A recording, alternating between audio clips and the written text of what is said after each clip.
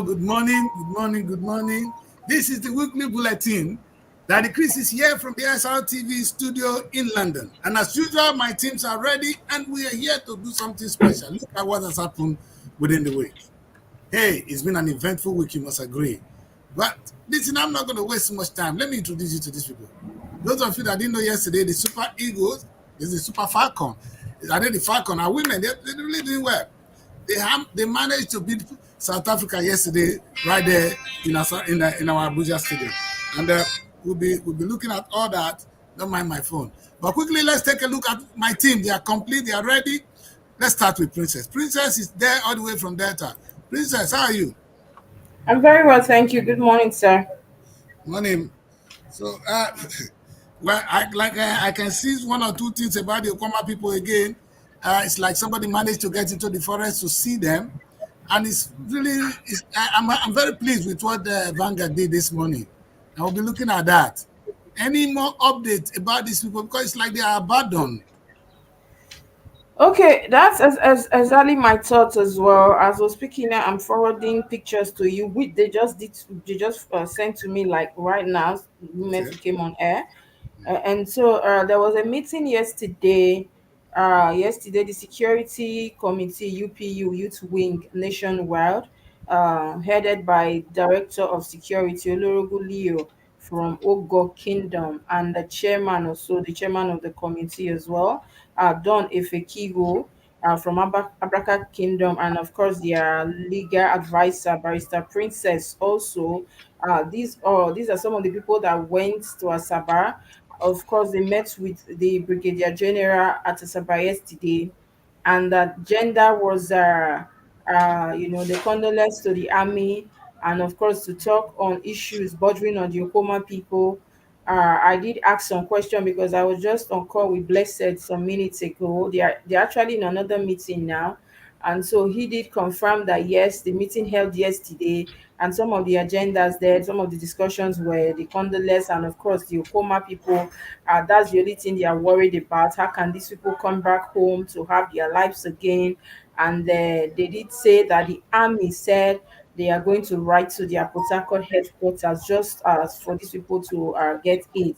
So I was even not very happy that are they writing to the army headquarters in Port Harcourt to for you people to send aid to people in the forest, or they are not back home? He said they are not back home yet. A lot of people are still in the bushes. Of course, we still have the presence of the military around. So what is this meeting all about? If we can come to a conclusion on the lives of the people, and he did say that they are working on it. They've already agreed that they are going to write to the headquarters, but I'm like, time is of essence, so we don't have all these protocols to follow.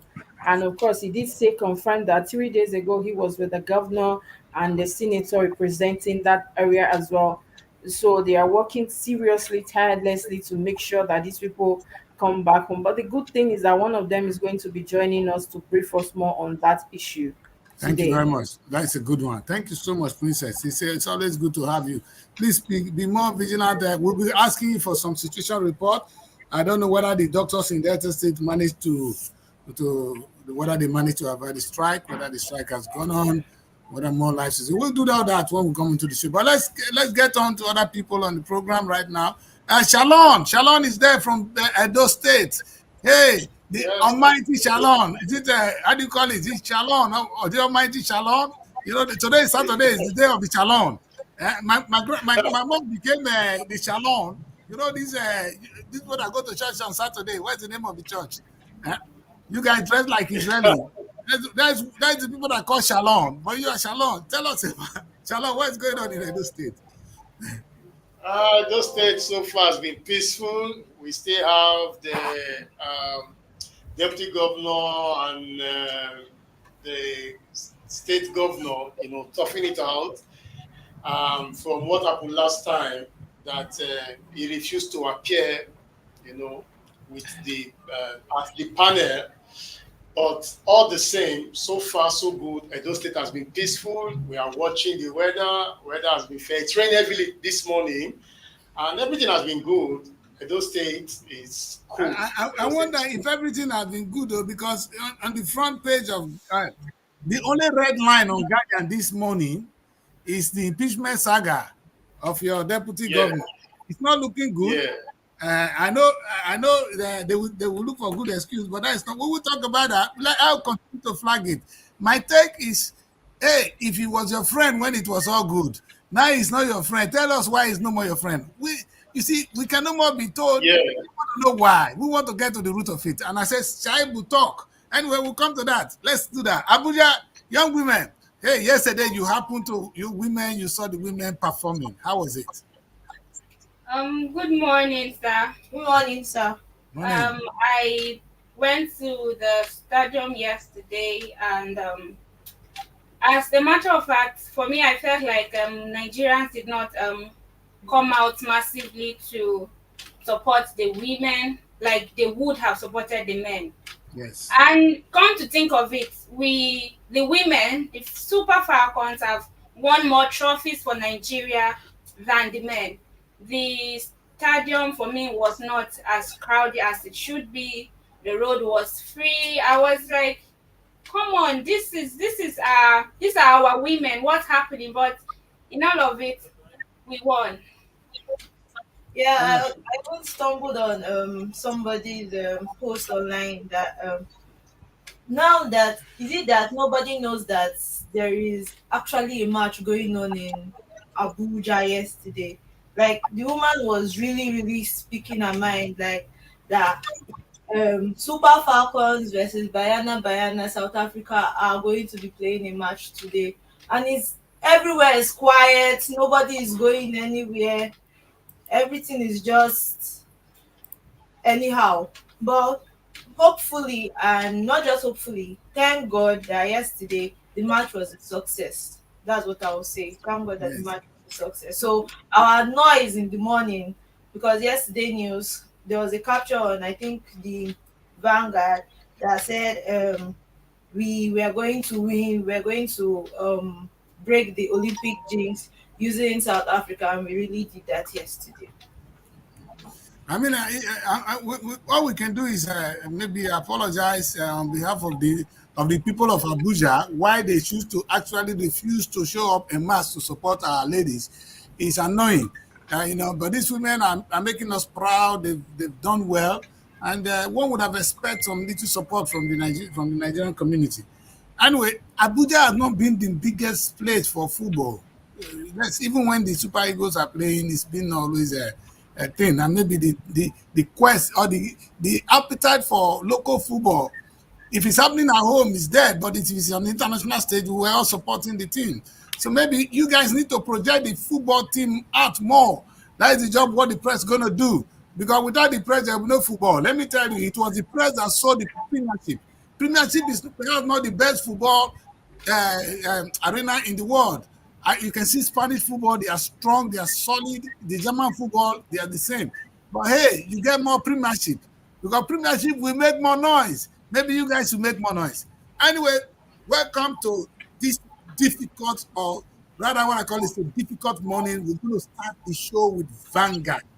Uh, I say because I use the word difficult because I really want to start the show with Vanguard, and hopefully somebody will join us to talk about this.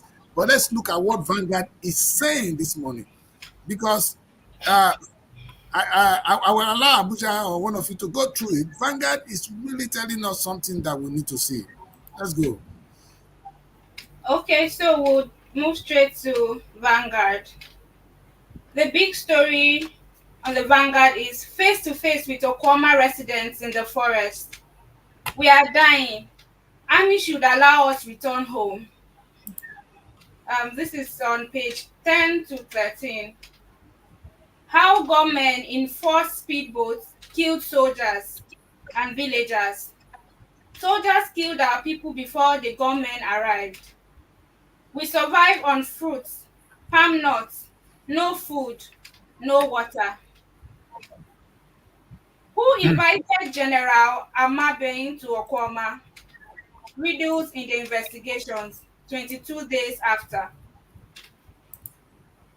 Wow. We also have why reject electricity tariff. That's coming from the federal government. Spends 2.9 trillion naira on subsidy. Fines AEDC 200 million for wrongfully billing customers following subsidy removal. That's on page 5. Olubadan designates Hale and Hattie. That's coming from the Kingmakers, and you can find that on page 8. Edo Guba. NRM threatens to scuttle process. That's on page 7. Chibok girls. Gory tales of trauma, stigma 10 years after. You can Hmm. find that on page 7. And by the top left, we have depreciation. Trans-border traders now reject Naira. Holding Naira turns risks to business. CFA safer. You can find that on page 21. Bobrisky convicted. Note fate, April 9th. And that's on page 8. El Rufai prepares to fight Tinubu in 2 courts. And that's on page 20. These are all the stories we have on Vanguard this morning. Yeah, you see, why I actually want us to start with Vanguard is if uh, if on the very fateful day of the 72nd birthday of the President of the Federal Republic of Nigeria, if all the Nigerian newspapers find it worthy to publish Tompolo and the President misbehaving in that display of show of shame, like I would like to use it, that yet people are dying in Nigerian forests. People are dying. And look at the papers today. You find no, because of course, this is what I have money to pay. They don't have the billions to give to you. They don't have the brand envelopes. Princess, what is going on with your people, man? This is the press we're talking about. You guys are the last hope of the common man. If you people don't talk for us, nobody will. What is going on here?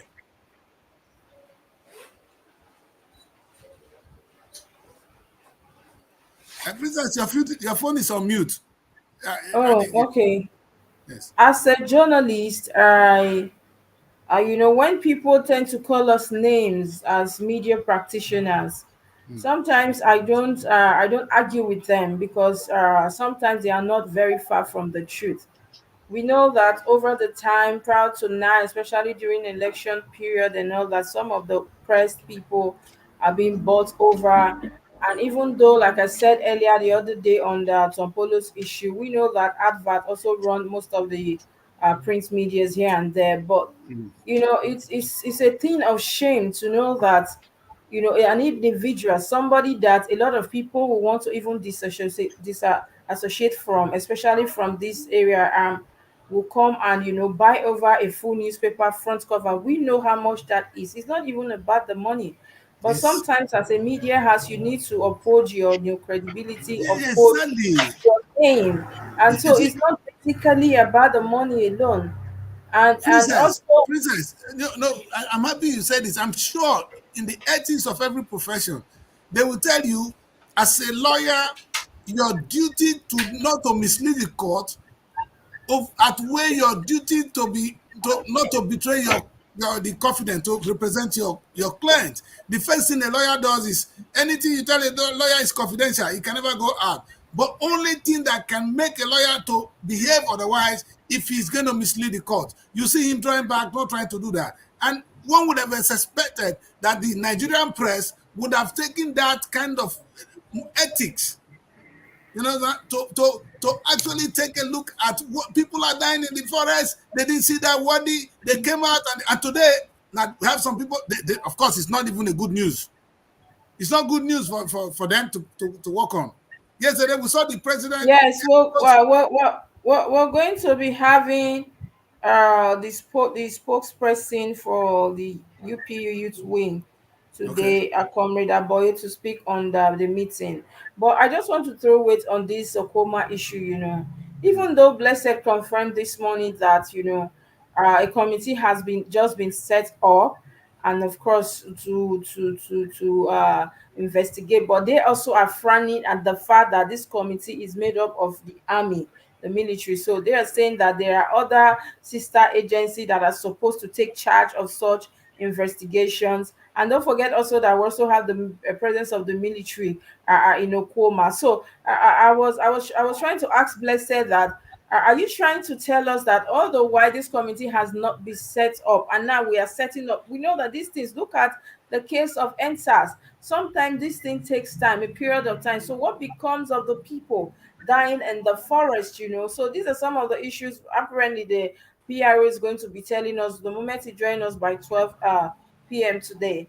But sir, it's quite unfortunate that the governor, I was trying to counter Blessed this morning as well. I don't care if this is security matter, and of course this is an issue you people have to be very careful about. The lives of the people is what we're talking about, so we need a prompt response. We don't need closed door, behind closed door for 1 week, 2 weeks, and people are there under the rain, the sun, snake bites, no food, no water, no medication. I say, so this is unheard of. I am not going to buy the idea of you people telling me it's a security issue for that reason, because tensions are high. We need to be careful. You can't be careful. Well, people, you can only be careful if people are in their homes right now. Then the army is doing their thing, then we're fine. But you can't keep leaving these people there. A lot of people already died as we speak, and then you keep leaving them. We know. Take a clue from NSAS committee. Up till now, these issues are still pending. We know the country we live in. So you want to put this in the hand of the military, and yesterday that committee was just set up. How long is it going to take for us to unravel the mystery? That is the question I really need these people to answer. And of course, Princess, let's get this. Sorry, my daughter. Let's get this clear. Nobody's asking the governor of Delta State to go to war. We're not asking him to go to fight. We're not asking him to fight. We're asking him to fulfill his duty or his obligation, his oath of office to the people of Okoma when he swore to protect their lives and property. All of them are not criminals. They are in the bush. What does it take to carry out a humanitarian effort? We want to see him saying, okay, my people are here, I'm bringing food to them, whatever they are, I'm sending this to them. In fact, that they are abandoned. Press cannot see what is going on with them. That is the highest level of barbarism in the Nigerian context. In fact, are you in democracy? I don't think so. So let's forget it.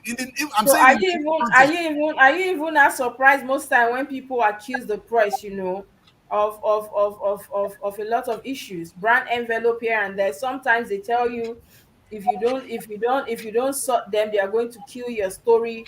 I've been in Abuja practicing for over a decade, and of course I can tell you for free, a lot of people don't tend to take us serious because they feel that, oh, is it not the press? All they care about is money and all that. And that is why you see most of us journalists, we still go out and we go to events. After the event, instead of you to busy, go home, go to your office, write a story, publish. And just because there is no or something attached to it, you tend not to do the right thing. So and sometimes too, I blame this on the media, the organization themselves. Look at the likes of maybe Tribune the other day, and Punch, that will come out, reputable organization coming out to display that show of shame. We have people in this country, when we talk about people of caliber in yes, Nigeria, but we did not see any of them that day, displaying that. Then but Tom Polo came, only God know how much he actually paid. And then we still have issues even at the heat of the Niger Delta issue, the heat of Okoma. And then Topolo is coming out to do that. A group that have been accused in this very crisis, the Tant Attack group, coming out to wish the president, of course, a happy birthday. We're not saying you should not wish them happy birthday. Any other, we're not on the cover papers, because at the end of the day, these people feel like they are mocked, like what Blessed is saying, they've been abandoned. And of course nobody's doing anything. I was asking, and he said he was in a meeting with the senator yesterday. What are the senators doing? They sit in that they sit in that assembly. I don't know what they do. These are issues that are very topical.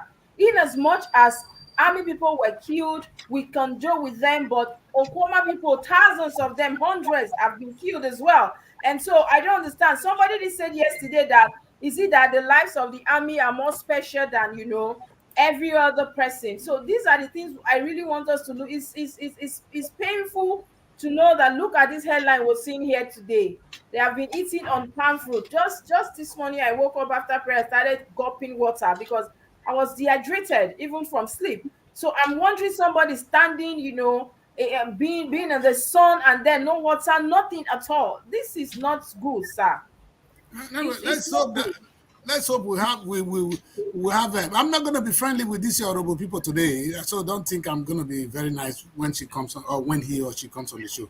Anyway, that is by the way, because they're disgracing. In fact, like I keep saying, if the governor has failed us, the UPU has failed them, the traditional ruler has failed them.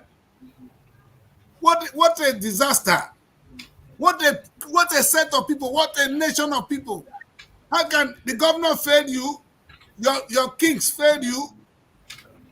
Okpetu, I can't wait to hear the And senator. look, sir, I want us to look at these riders, the rider to the main story critically, that says how government in 4-speed boats killed soldiers. This is coming from the villagers. And then there's another rider that says soldiers killed our people before government arrived. Yet that is another, rider. And then before they now talked about their survivor now, look at this very well. Who invited the general, to Koma? These are some of the, riddles. These are some of the questions. And it's even more frustrating to know that army is not the one, that is to investigate this. Anyway, forget We about that know that. investigation. There's no princess. We're not looking for justice. In fact, the governor is such a nonchalant guy. We're not looking for justice because you don't have justice. The Nigerian military understand what is called justice. Military are not even trained for justice. If you want justice, give it to the police. What are they doing? Are they training this? The people that go and defend the integrity of the country, the territorial boundaries. That's what military is supposed to do, not to victimize people at home. And look at and look at the picture there very well. See the children, the number of children we have in that picture. So this is very disturbing and worrisome. This It's is if I very can, if I disturbing. may cut in here. Yes. In the first place, the whole thing is so disheartening. In the first place, we should not be afraid of our military men. We're not supposed to see them and be afraid. In fact, these people running away from their homes and running to the bush is already a sign that the military or the system is failing, or it has failed. Has failed. It has failed because the truth is what stopped the military or the security personnel from taking action in a proper way that people will still be at home and they will be investigating the whole stuff.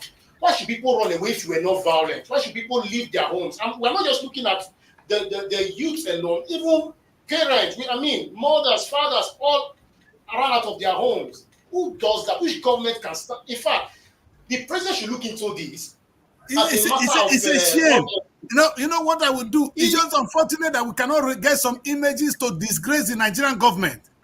You understand? Yeah. In fact, and I say it to Robo people in the diaspora, shame on them, because if it's a good people, they would have been at the Nigerian embassy saying, free Okoma, Okoma people. There should be protests, not only at home, but in the diaspora. I have asked again and again. I'm getting tired of this. Honestly, I'm getting tired that even Nigerians cannot come out and disgrace this government. Anytime this man is, all you should see will be Okoma in his face. You cannot. So I'm even of the opinion that it should not even just be the Urobo people. Those states should speak up. Other governors should speak up. This is not just a state thing. It's Falana that is the only reasonable person. Falana is the only reasonable person that says, hey, let's talk about this. Falana is making credible statement. Where are we as a nation? Ambassador should speak up. This is not fair. We're talking about people living for how long will they stay there until you investigate? What are you investigating? What do this, like Princess Riley said, what do they be eating? What do they be drinking? What kind of life are they facing now? And can you see the other side of the story? These people even say that it's the gunmen that came that killed the soldiers. Wow. That's what they say. So where does these villagers have gone to shoot people? Where do these women have gone to kill yes, soldiers? and now, sir, the issue is this, you're right. I've been here. I've been in, of course, Delta State. very close, not too far from the place. And of course, a lot of people, I'm a journalist, and so when people talk, I pay attention. And of course, I have my own way of trying to get words from people as well. you know army is sieging, besieging the town, or putting siege on the community, and not allowing the people to come in, might be for personal reasons. I stand to be corrected, because people already, the community, people from the communities, other stakeholders here, individuals have been asking just like this question: who invited the general? That is the question. If you say you came for a peace talk, between who and who? A peace talk should be between two people. You can't just come for a Yeah. peace talk for one community. Now, these other people were not actually involved, right? And then But apparently, no, if these the military villagers, came to arrest. Not what kind of peace talk. They came to arrest. no, And I that can is what tell they you now, said, sir. as We're soon as trying this to is going follow on, the oil news. is moving. Yes, and at the end of the day, now maybe apparently, if these people are allowed to come back into the community, then it will be easy for everybody to know the truth. And maybe that is what they are trying to cover. We know that there's more than meet the eyes. This is beyond communal crisis. This is something that has to do with oil in that Of community, course, in that princess, environment. as people are dying now, the community they are looting. Oil is moving. Yes, Oil is yes. moving as So we speak. Oil will be moving. this is just beyond two It's communities blood fighting over money. land, or one bush, or one farmland. This is a serious oil deal or issue that is going on. And so me, I'm thinking that the moment they allow these people come in, of course that will spoil their business and their shows. And they're trying to prolong on this, forgetting that women, look at this picture, look at mothers, look at children. You can't even see any young man there. They would have look for a way to to survive or go out of the forest. But look at these vulnerable women, mothers, children, even pregnant women. How are we supposed to survive as a country like this? Princess, may God save us, honestly. May God save us. Because what you see now is, like you rightly said, the people, if at all, these Okoma people, the people that must have even done this, they are not among these people suffering now. Because those guys will be out. They have ammunition, they can do things. So you are just suffering an innocent set of people for doing nothing. That's what we call public nuisance. We'll come to that another on a good Yes, day. sir. I saw a story there I really want us to talk on. RFI prepares to fight Tinubu in two courts. Wow, wow, wow. I love it actually when our top, elites, they fight. That is actually good for democracy. And Yeah, it's even good. though we know that, Erufai and Tinubu has been, always not very stable, if you look at their political history, even though they are in the same party and all that, it's a thing of shame to know that once, I think this is coming on the heat that, the president did not appoint him, or did not No, actually the give him any. president did appoint him. It was the Senate that disqualified Erufai. To be honest, I'm Sir, sorry, Erufai sir. is my man. Oh, I don't know why. Yes, sir. Yes, sir. Yes, sir. But don't forget that you see the 10th assembly, right? And of course, the executive arm, they are paddy, sir. I Let's be know. sincere. Between There is nothing Tinubu that and Akpabio will do. wait, between Tinubu and that man from where did they call her from? That's Akwa Ibom. What do you expect? Eh? These are very corrupt people. They corrupt die. In fact, these are the people that must leave the country if the young people will take over. Until Tinubu era, until Akpabio era, until this. In fact, do you know the problem? I can be. I don't think. I don't even think Erufai is a problem. These two people in office now. These are the cackles that must leave. If this country will move in the next direction, maybe I'm not saying that Tinubu will not work. He's trying to do his best. But Baba, your time has been over long ago. You know, we see Tinubu went and saw a young man, Senegalese president. I can't wait to show that guy. I'm so proud of him. Look at him. This is beauty. Eh? A young man, how old is this? If he's in Nigeria, that boy will still is probably still in university because he has not completed his course. Because the strike alone is enough to put him in school for many years. He's currently the president of a country. You went there to swear in. You are killing your own people. You're killing your own young people. Thank God you have a son, and your son is jubilating. You know, all these things, it will hurt all of us. So then look at where we are. You know, is that in fact, one thing, like again, Princess, I want to come back to what you guys are doing. Yesterday, I heard Blessing say something about this guy that turned to a woman. You understand? The press so love him. It's such a good news. I don't get it. For me, it's not important. Who is Bobrisky? What has he done? What significant is he? What kind of celebrity is he that or her? I don't know where. I'm sorry, I don't know the right word to use, ma or sir. Okpetu.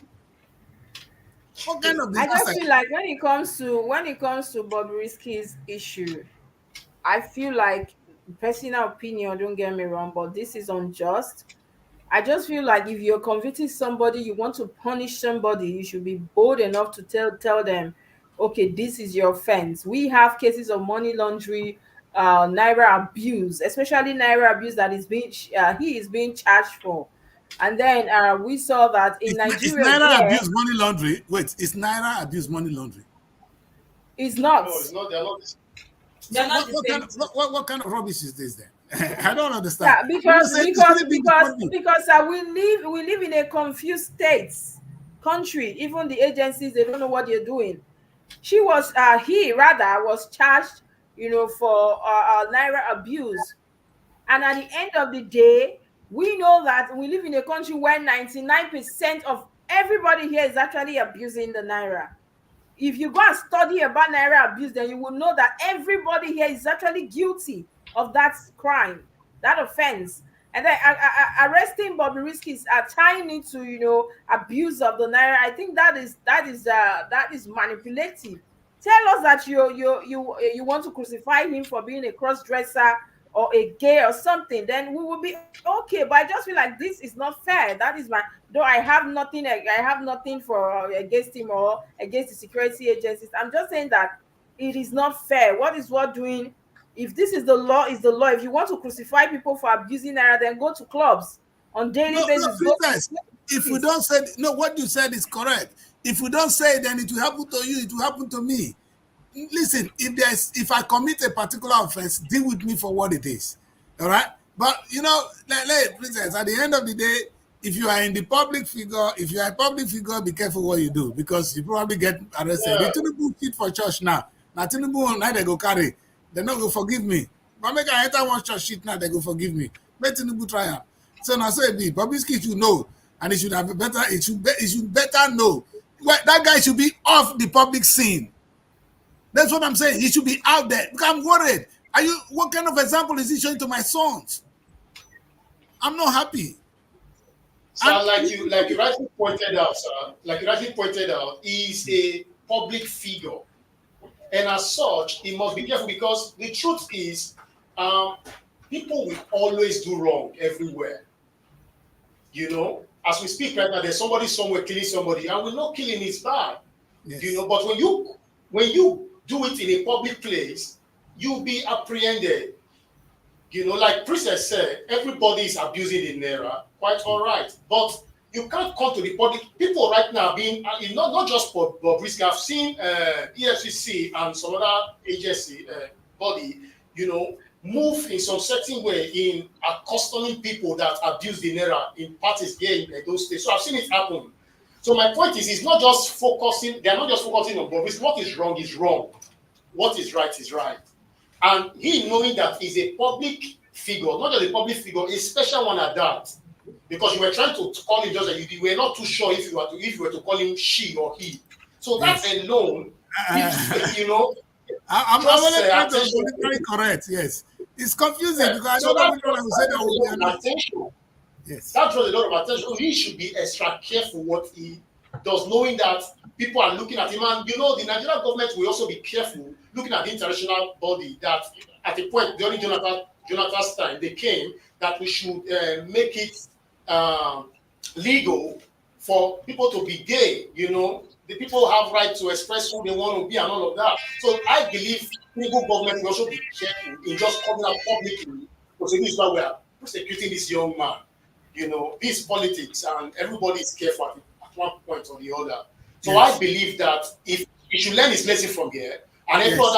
other public figure should learn their lessons, that they should be careful The what press. they do. I'm only fighting If it's the that press. one, if it's that one, my dear brother, if it's that one, then people like Obi Kubana, most of these musicians, we see them on daily basis. Wait, On is it daily Portable? basis is what I'm Is it telling not, have you. you seen Portable spray money?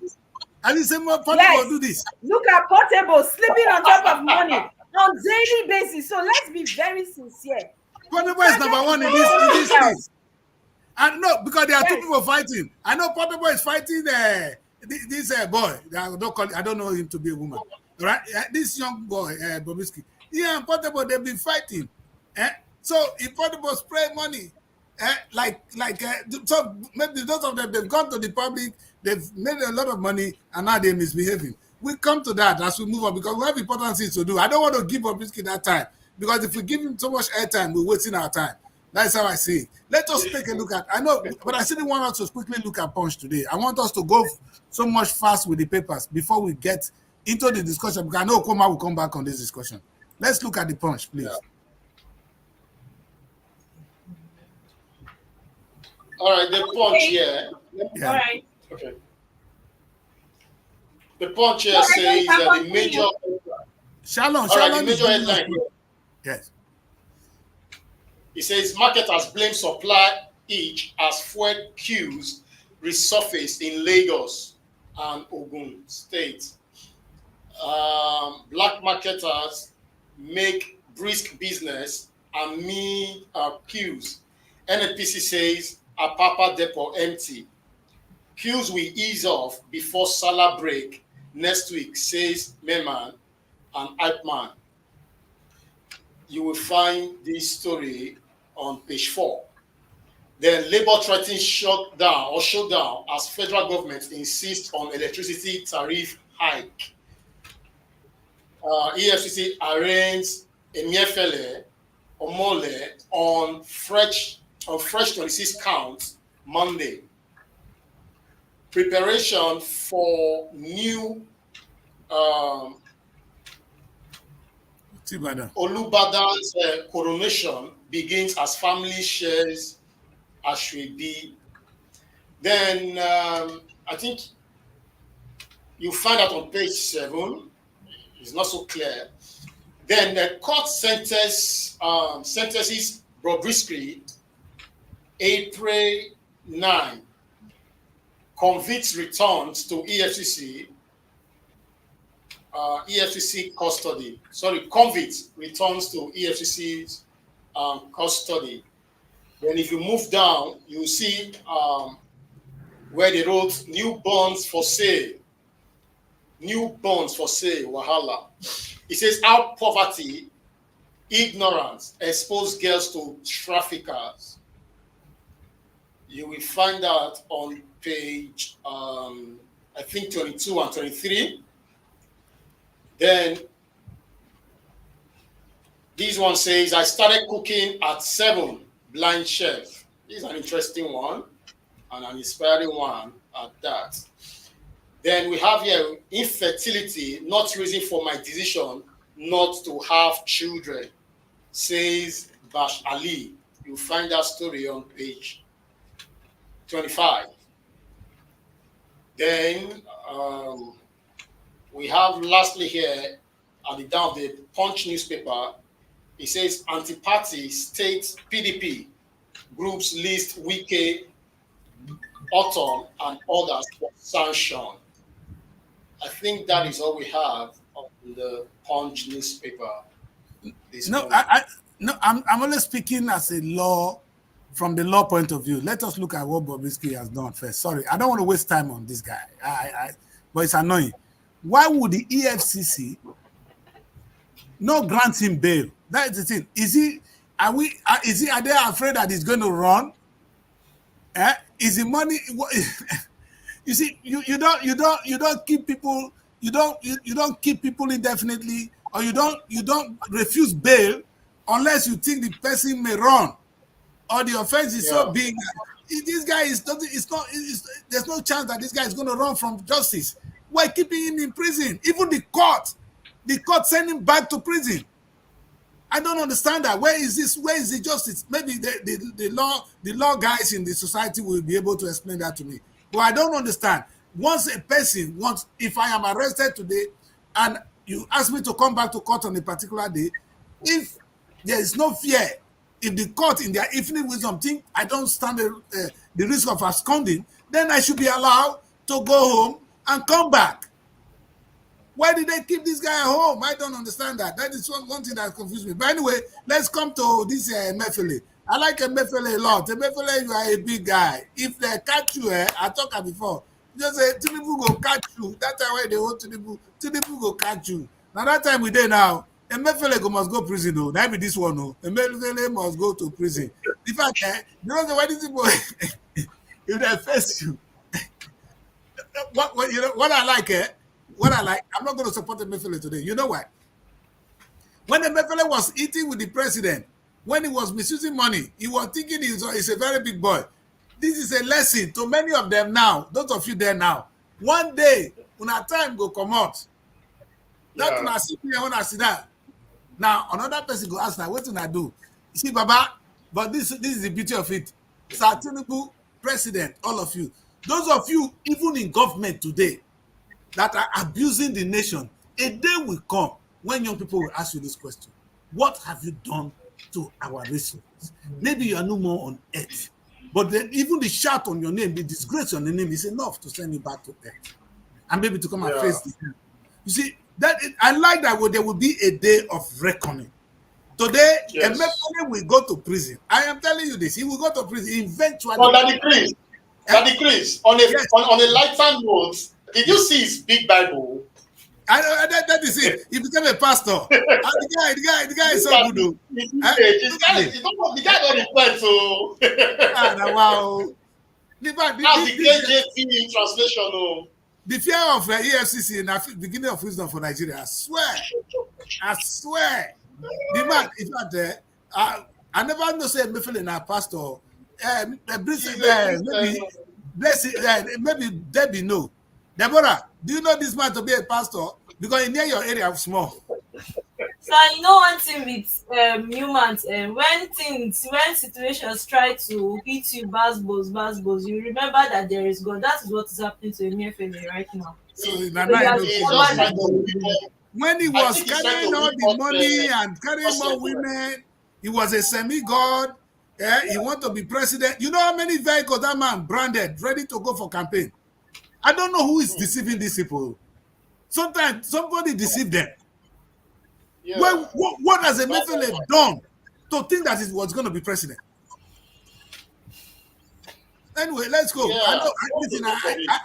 It's a message. It's a big message. Maybe Tinubu's time now to deal with Emefiele. A time will come, Tinubu, somebody will deal with you. Maybe you are no more on earth.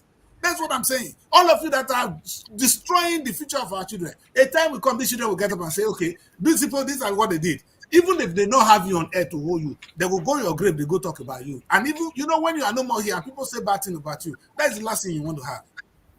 It's better they do anything to you. Yes.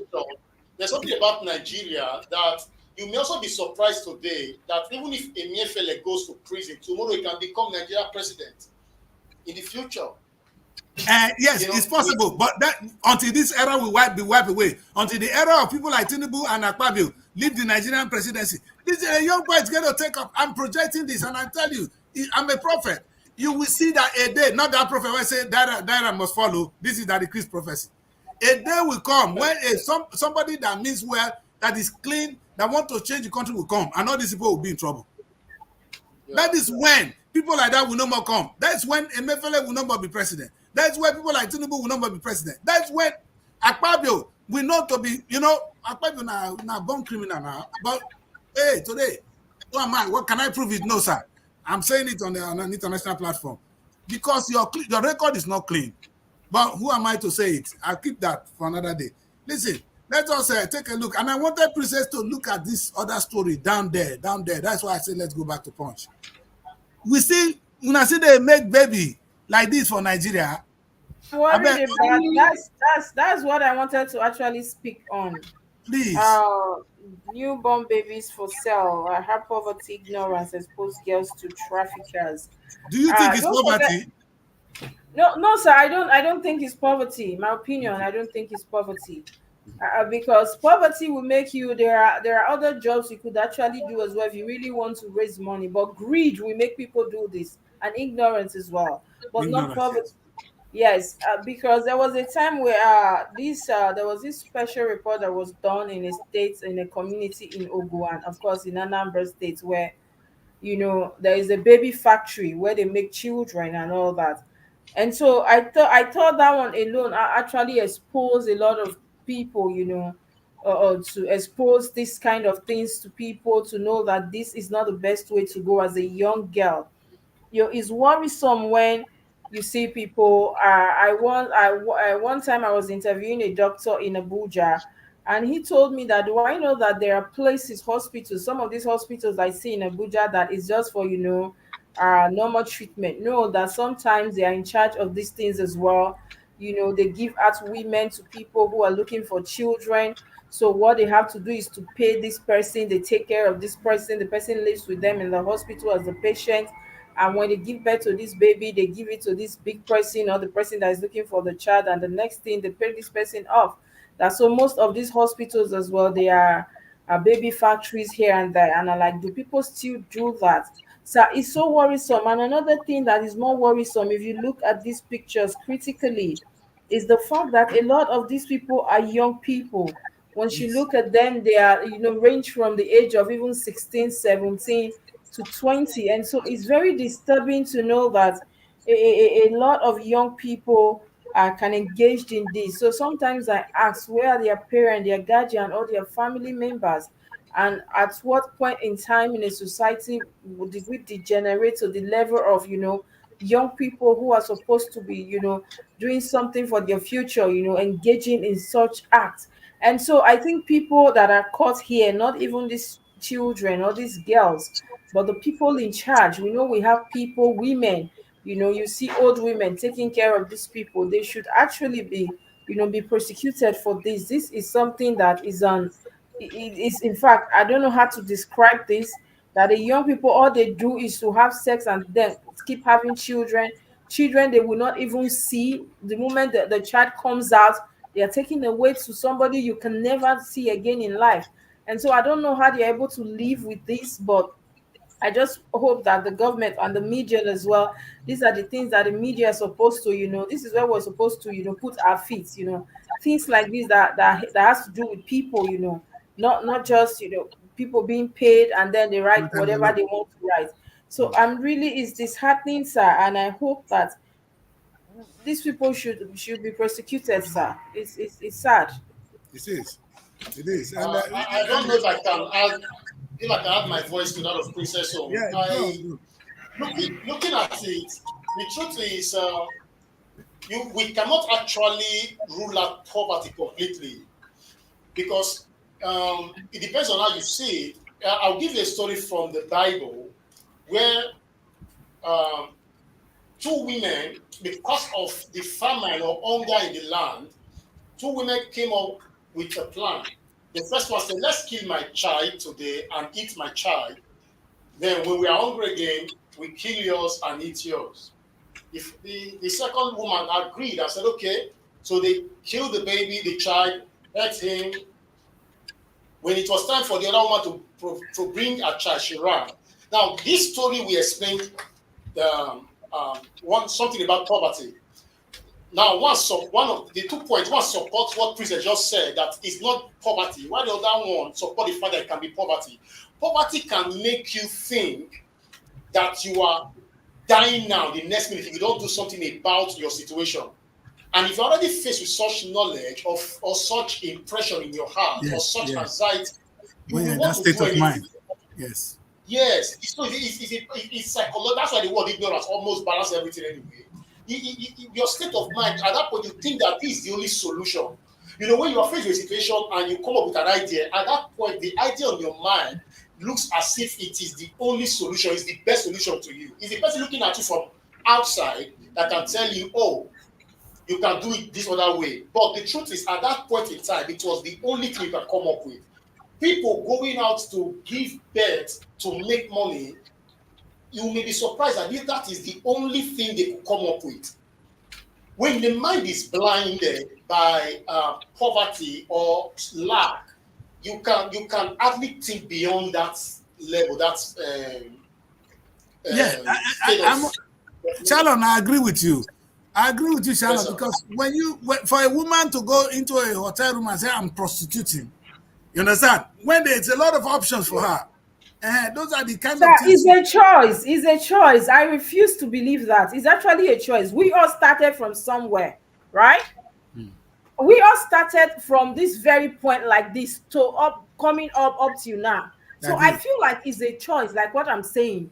We're not saying that, okay, we have people in the street, we have people selling, we have people doing other things, we have people working menial jobs, right? Now, it doesn't mean that they don't know that they can actually just go to a brothel or go to one motel, start having, opening themselves or doing whatever they have to do.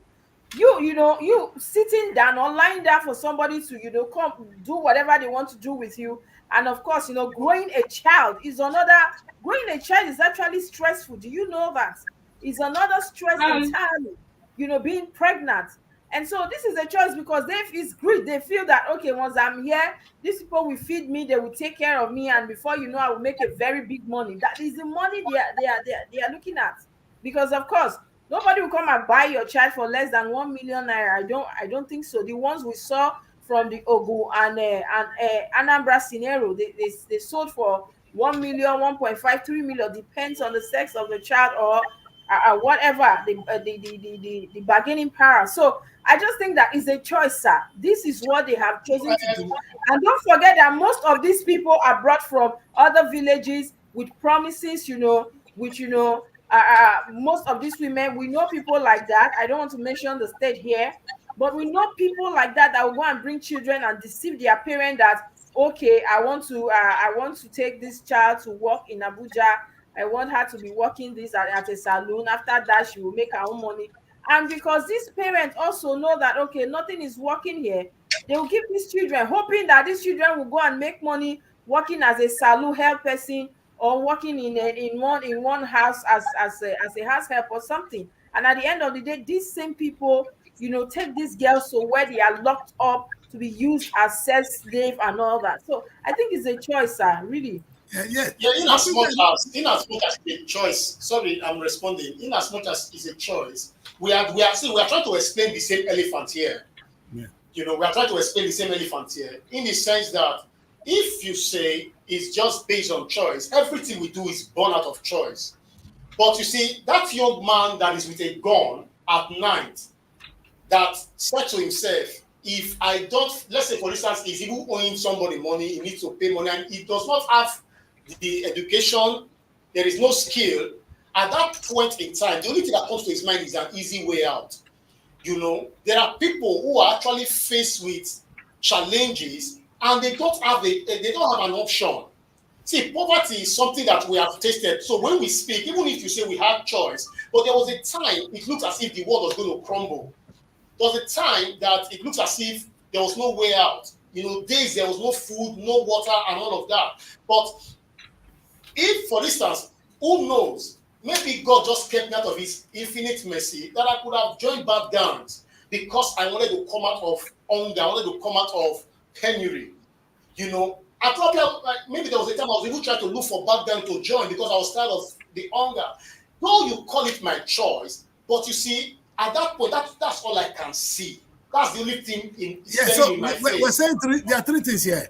Hunger is definitely one of those things that push people. Like when you are hungry, you do certain things. But when you don't have the strong will or you don't have the ethics or the moral, certain things overtakes. You understand? That's what we are now. The moral and the upbringing. You understand? But the thing that surprised me, this is a country where we go to church on Sunday. Let's do that for another day because if I talk Sunday, now I'm not going to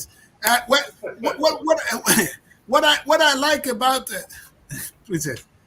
I like the father. There's a story here also that says labor threatens shut down. That was where I was going. Yes, thank you. And so I think even though people are now beginning to see, we have to credit labor, Princess. Yes. Yes, no. That's why I'm going. That even though people are beginning to see them as the toothless bulldog, we still know that they are the hope to an extent of the common people, the workers, and ordinary Nigerians. So let's hope that federal government, that's and that strike shutdown is one thing that Princess, frightens Princess, the government as well. before you conclude, Princess, there's a saying that to those much is given, much is expected. Is it not? Labor is Yeah. given so much authority. They call themselves labor. They are in charge. We are under them. You understand? It's like you having a father. A father is expected to take care of you. It's like we expect much from Tinubu. It is his job. We're telling the governor of Delta State, I'm not sorry for you. You took a position. If you don't do it, then it's an abuse of position. So it is not a thing that labor must not do or will be thanking them. This is what they're supposed to do, and thank you for doing what you're doing. We can do that. We are grateful, but we're not thanking you. Let's put it that way. We are grateful that they're doing their job, but we'll not be saying thank you because that's your job. It's like me taking care of my son and telling me thank you. It's my son. It's my duty to take care of my son. You understand? So that is by the way, and we want to really thank applaud labor for this. The government is sometimes I don't know. I need to understand this tariff story about the electricity. The truth is we don't have electricity. If you are telling me that we should pay more and we have constant electricity, then we are talking. But is this the same electricity that is epileptic, that the one we don't see? Is that what you are talking about? Or we are talking of a new electricity regime? Let us understand it more, Princess. Maybe I'm confused here. Is it the same electricity now that we're going to pay more because they're removing subsidy? Then what was the subsidy for? What has the subsidy done for us? Maybe for people like market people like us, we will not understand that till another day. Listen, Okay. So you see this electricity tariff hike. yes. My problem with the government is how they don't make adequate plans before they take a decision. I will start with the fuel subsidy removal.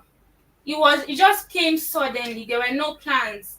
There were no fallback plans as to how are Nigerians going to take this. How that boy who earns 15,000, how can he still go to work and fend for himself? There was no plan B.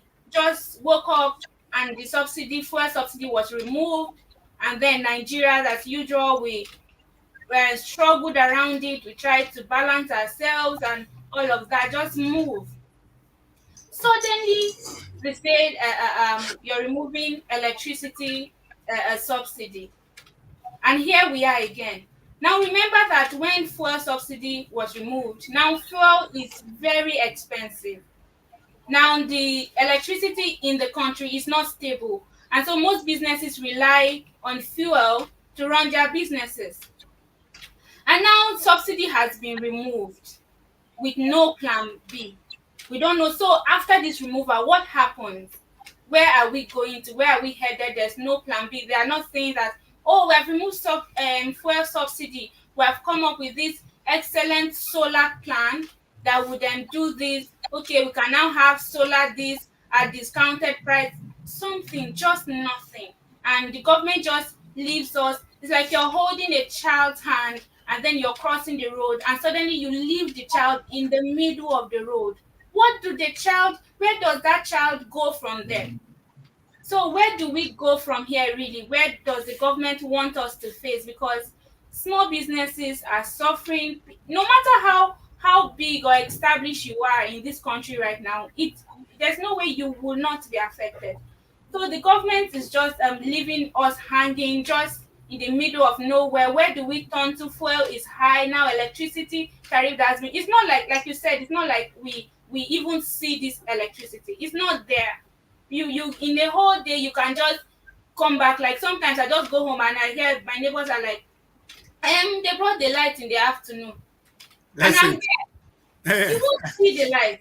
Uh, So it's really, I don't know the plans of the government when they finish removing all the subsidy and they share all the monies among themselves. What becomes of the common man? Where are we headed really? let's see, you said it all. You see, the question I ask is this: if they're taking oil subsidy And at the end of the day, we now have refineries. We will not be talking. All right. And in the absence of the subsidy on electricity, there will be constant electricity. Then we can have electricity to be more productive and we can pay more. But that's why I ask, is it the same one? Or you see, when John the Baptist said to Jesus, if the guy don't take prison, they wait. Now he sent somebody, one of his disciples go ask Jesus, are you the one to come or should we expect another? The question I asked the government, is it the same electricity or we should be expecting another? That is a place to go on the break. When we come back, please, we will kind of look more at this issue. Don't go away. This is Ooh la la! The second edition of the Nigerian Week London 2024 is here. It's another blend of arts and culture, entertainment, business, and networking activities. A week-long extravaganza showcasing the best of Nigerian music, dance, craft, fashion, and businesses. Taking place at the prestigious Lighthouse Theatre, 262-274 Camberwell Road, London, SE5. OAY. Date 22nd to 28 July 2024. Tickets are available at everbright.com. For partnership and sponsorship, please visit superiorradioandtelevision.com or call +4407 459 513 619 or +4420 3623 8755. Email info@superiorradioandtelevision.com or visit our website www.superiorradioandtelevision.com/Nigerian Week 2024. Come and experience a nation's culture that resides in the heart and in the soul of its people. Well, welcome back. This is the weekly bulletin on SRTV. We have this show we do every Saturday where we review the activities that happen within the week. As we told you earlier, a lot has happened within the week. We have the issue with the Okoma people. Our guest is on set, but we're going to just run through his technical details with him before we bring him on the show, because we might end up not going back to that. I want us to use 1 second to celebrate the Nigerian women who did very well for us this weekend. It would be wrong not to celebrate them, so I think we should have this quick video and say thank you for what they've done. So let's see whether...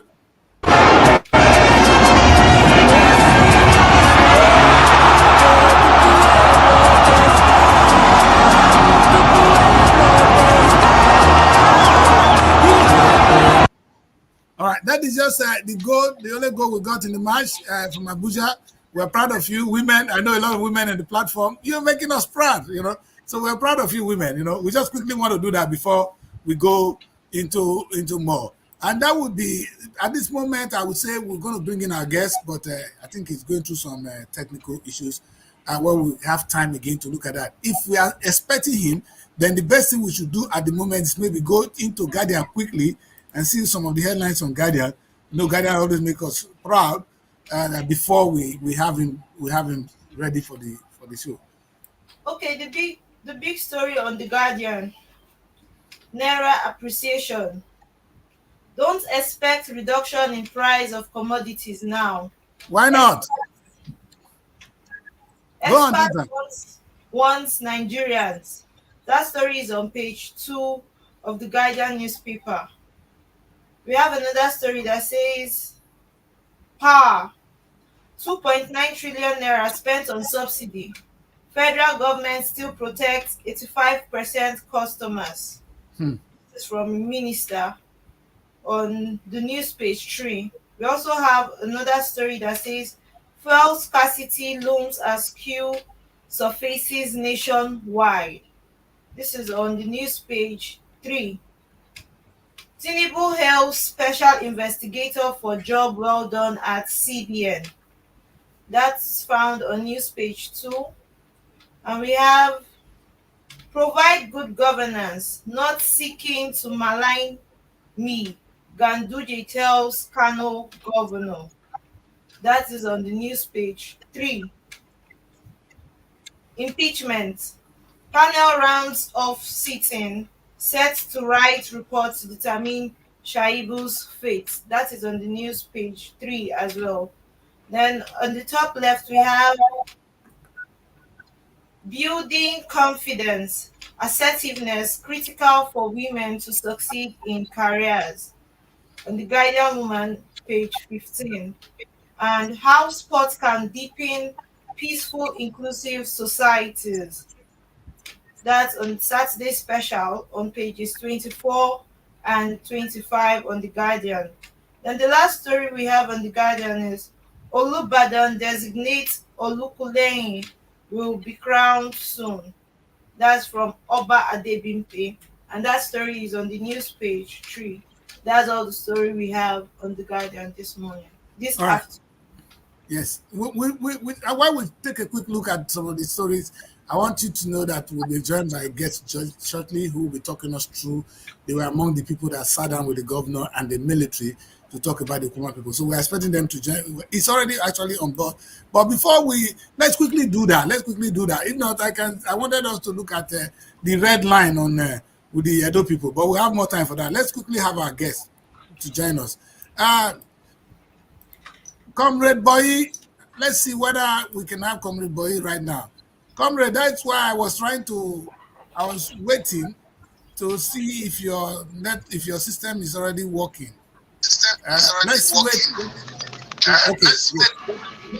Comrade, now because you are inside the car, it's echoing back to us. Said? We're getting echo from you. Okay, so what do you suggest? If you can get out of the car or just somewhere, I can see that. Where you are is Okay. Or if you can use earpiece. No, I'm not with earpiece at the moment.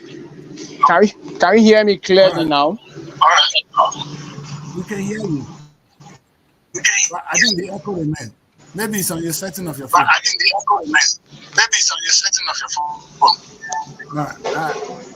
It's going to be. Are we good to go now?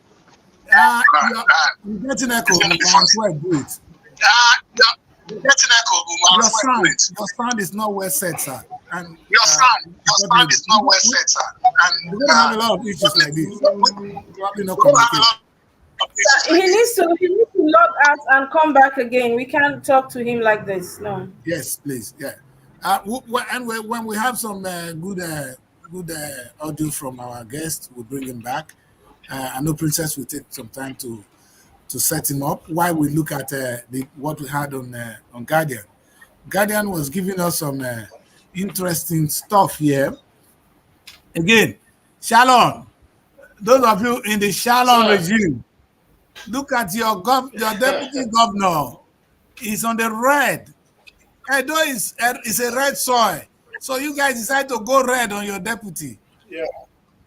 Is that what's going on? We're expecting the peace to be in the town.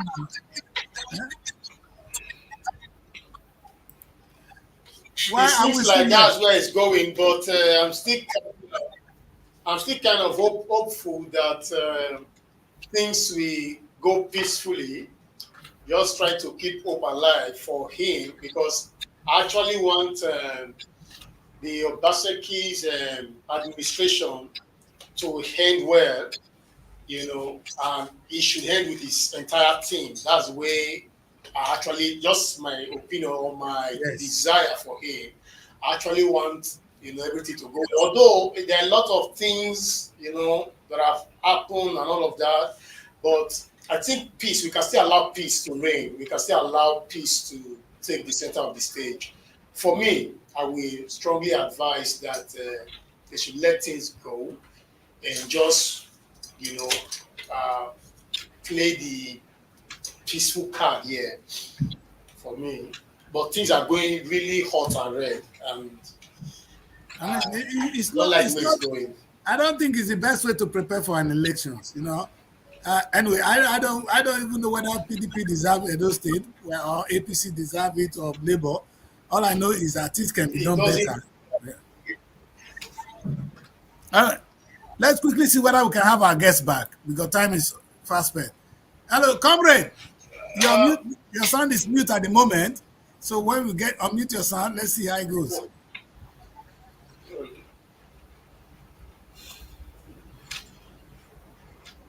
Comrade, unmute your sound because you have questions to answer. Urobo people are waiting. The nation is waiting. Well done, comrade. Yes, Okay, I've done that. I think we are better off now. Yes. All right. People, this is the weekly bulletin on SRTV, and we're joined right now with comrade Lawson. Eso Swakbo. You say pronounce Urobo on Aboy. Aboyi. Okay, Aboyi. Now, if I'm a Roman, and yet I'm struggled to pronounce your name. He's the UPU Youth Wing spokesman. Yesterday, they were with the governor, with the military on this Okoma issue. And he's right here with us to tell us what is going on with these people, with the community, and what has happened. So, comrades, can you brief us briefly about your meeting with the governor and the military? Let's start from there, sir.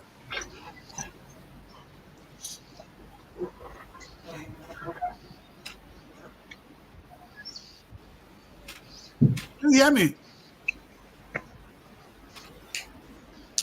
I thought I must thank you very much in the Robos and Delta State at large. Yeah, I can hear you clearly. Hello.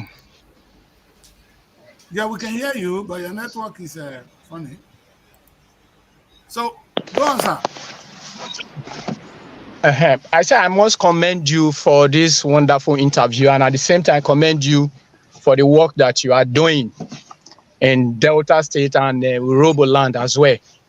And to start with, I must also commend Right Honorable Sheriff, the Governor of Delta State, and some stakeholders that we have held meeting with over the weeks. And I must tell you that in one way or the other, they are not sleeping. They are up and down in these things that happen, this crisis that happened at Okwama.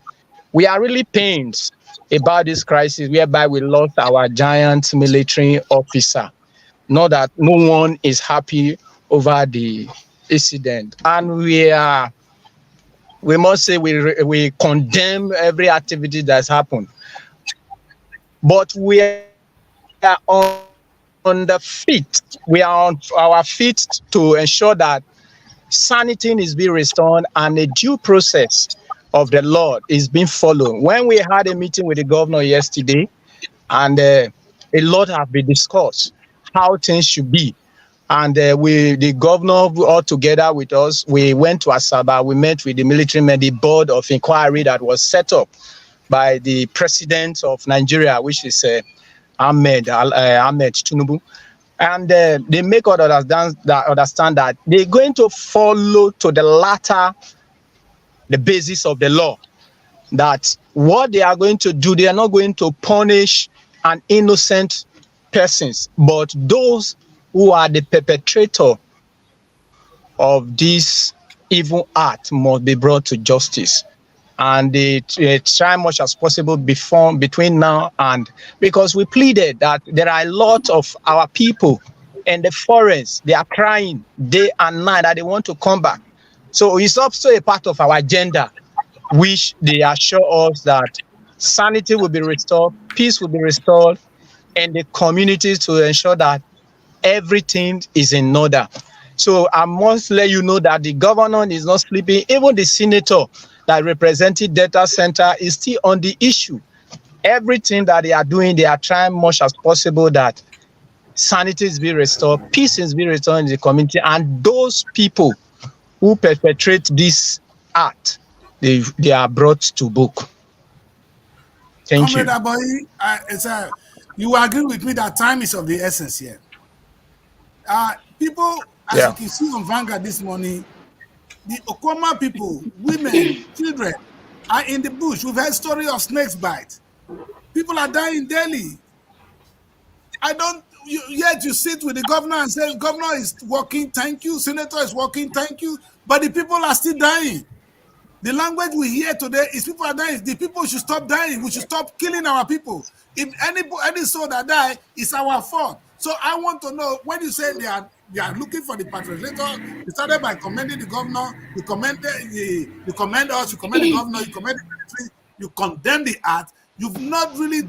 You've not. I've not heard you talking, telling me what plan is today in place for the people who in Okoma who are dying.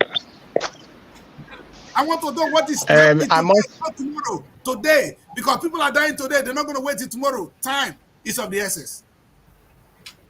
I must commend you for that wonderful questions. Yes, when there is a crisis and restoring peace, it can't be a thing of a day. It's a process, and we don't want to remember. Urobo people are peace-loving people, and we can't, because of this, to take laws into our hands. A due process must be followed, but I'm assuring you that the people that is in the bush, we are working day and night to ensure that peace is being restored in the community, to bring them back home. Even in one of our department, which is the Office of the Welfare, we are making effort to ensure that we make food available to them. But we can't take food to the bush. But how can we give this food to them? It's a situation whereby we follow the due process, peace are being restored. I'm going to cut you there. Then you come to my question. People are in the bush. The welfare, we want to set up a welfare here. We don't know how to bring it to them. If you're meeting with the governor, that's why I'm worried. The people are in the bush. The event happened, the incident happened some 3 weeks, almost 2 weeks, 3 weeks ago now. People have been in the bush for 3 weeks. They are dying. Today, you are telling us they are working hard. And as of today, you confess that you cannot even get it to the people in the bush. So what happened to those in the bush? Should they die? Should they all die before we wait for what the governor can do? That is where my worry is. By the grace of God, they will not die. What I'm telling you is, in any crisis, you will agree with me that peace, when there is a crisis in any community, peace can't just be restored in a day. It takes a process. And I'm assuring you that all legs, all hands are on desk to ensure that peace are being restored. But a due process must be followed. That is why the president of Nigeria set up a board of inquiry to look into the issue. Now, people are resolving. Let me give you a story. I know when there's crisis in Ukraine. There's crisis everywhere. People are dying. I understand. But they did not stop humanitarian things to get to the people. I'm not saying the crisis must stop today. But if the people in the bush cannot get humanitarian assistance today, then whatever you are doing is a failure. Quote me anywhere. Whatever. I'm not saying that the crisis will stop.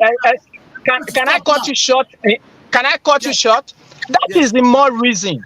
That is the reason why we have a meeting with governor. Even yesterday, we also have a meeting with the senator representing Delta Central, which is Senator Ede Dafinone. That's to tell you that we are not sleeping over this issue. No, sir. The question I ask is humanitarian activities in the place. That is my question. I don't care whether they're going to resolve the matter, whether they're investigating. People are in the bush. How do we get keys to people who are dying in the bush? That is my question. That is not something that has to wait. And yes, definitely they all will be getting across to. But it's not something that we just say, because if you agree with me that the Okwama community is also a place whereby we can't just dive into and start looking for people in the bush. There must be a kind of a process, a guidance that we follow. So that is guidance that we are trying, what I'm explaining to you, we are trying much as possible to work with the ambit of the law. We can't, we can't do anything that is... Which law? I don't understand this. When you talk of law, which law? That bringing food to the people who are in the bush is a humanitarian right. It's a human right issue. There's not a law. You are not breaking the law if I get... I agree with you. So where is the law? Where is the law? We agree with you that it's a humanitarian.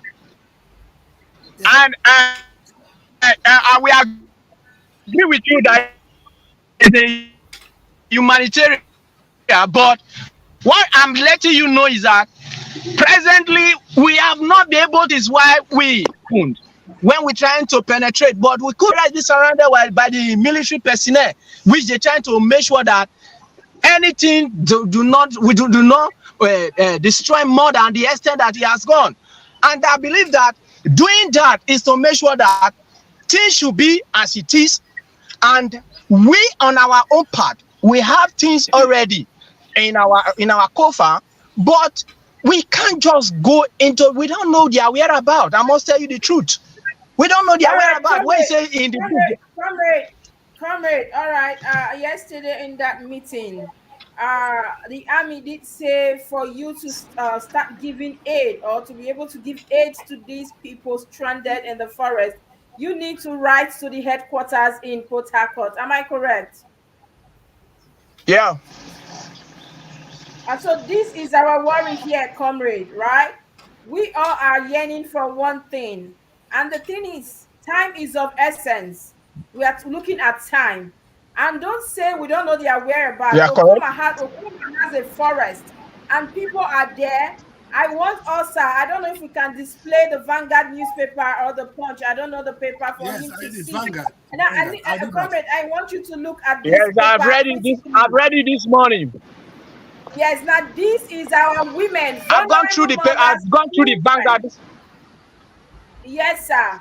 And so when we say we should follow due process, this thing happened not yesterday, not last week, not even 2 weeks ago, and we are still following due process. Meanwhile, a lot of these people are being killed. They are dying from, hunger, no water, no food. Like on the Vanguard today, they barely feed on palm fruit.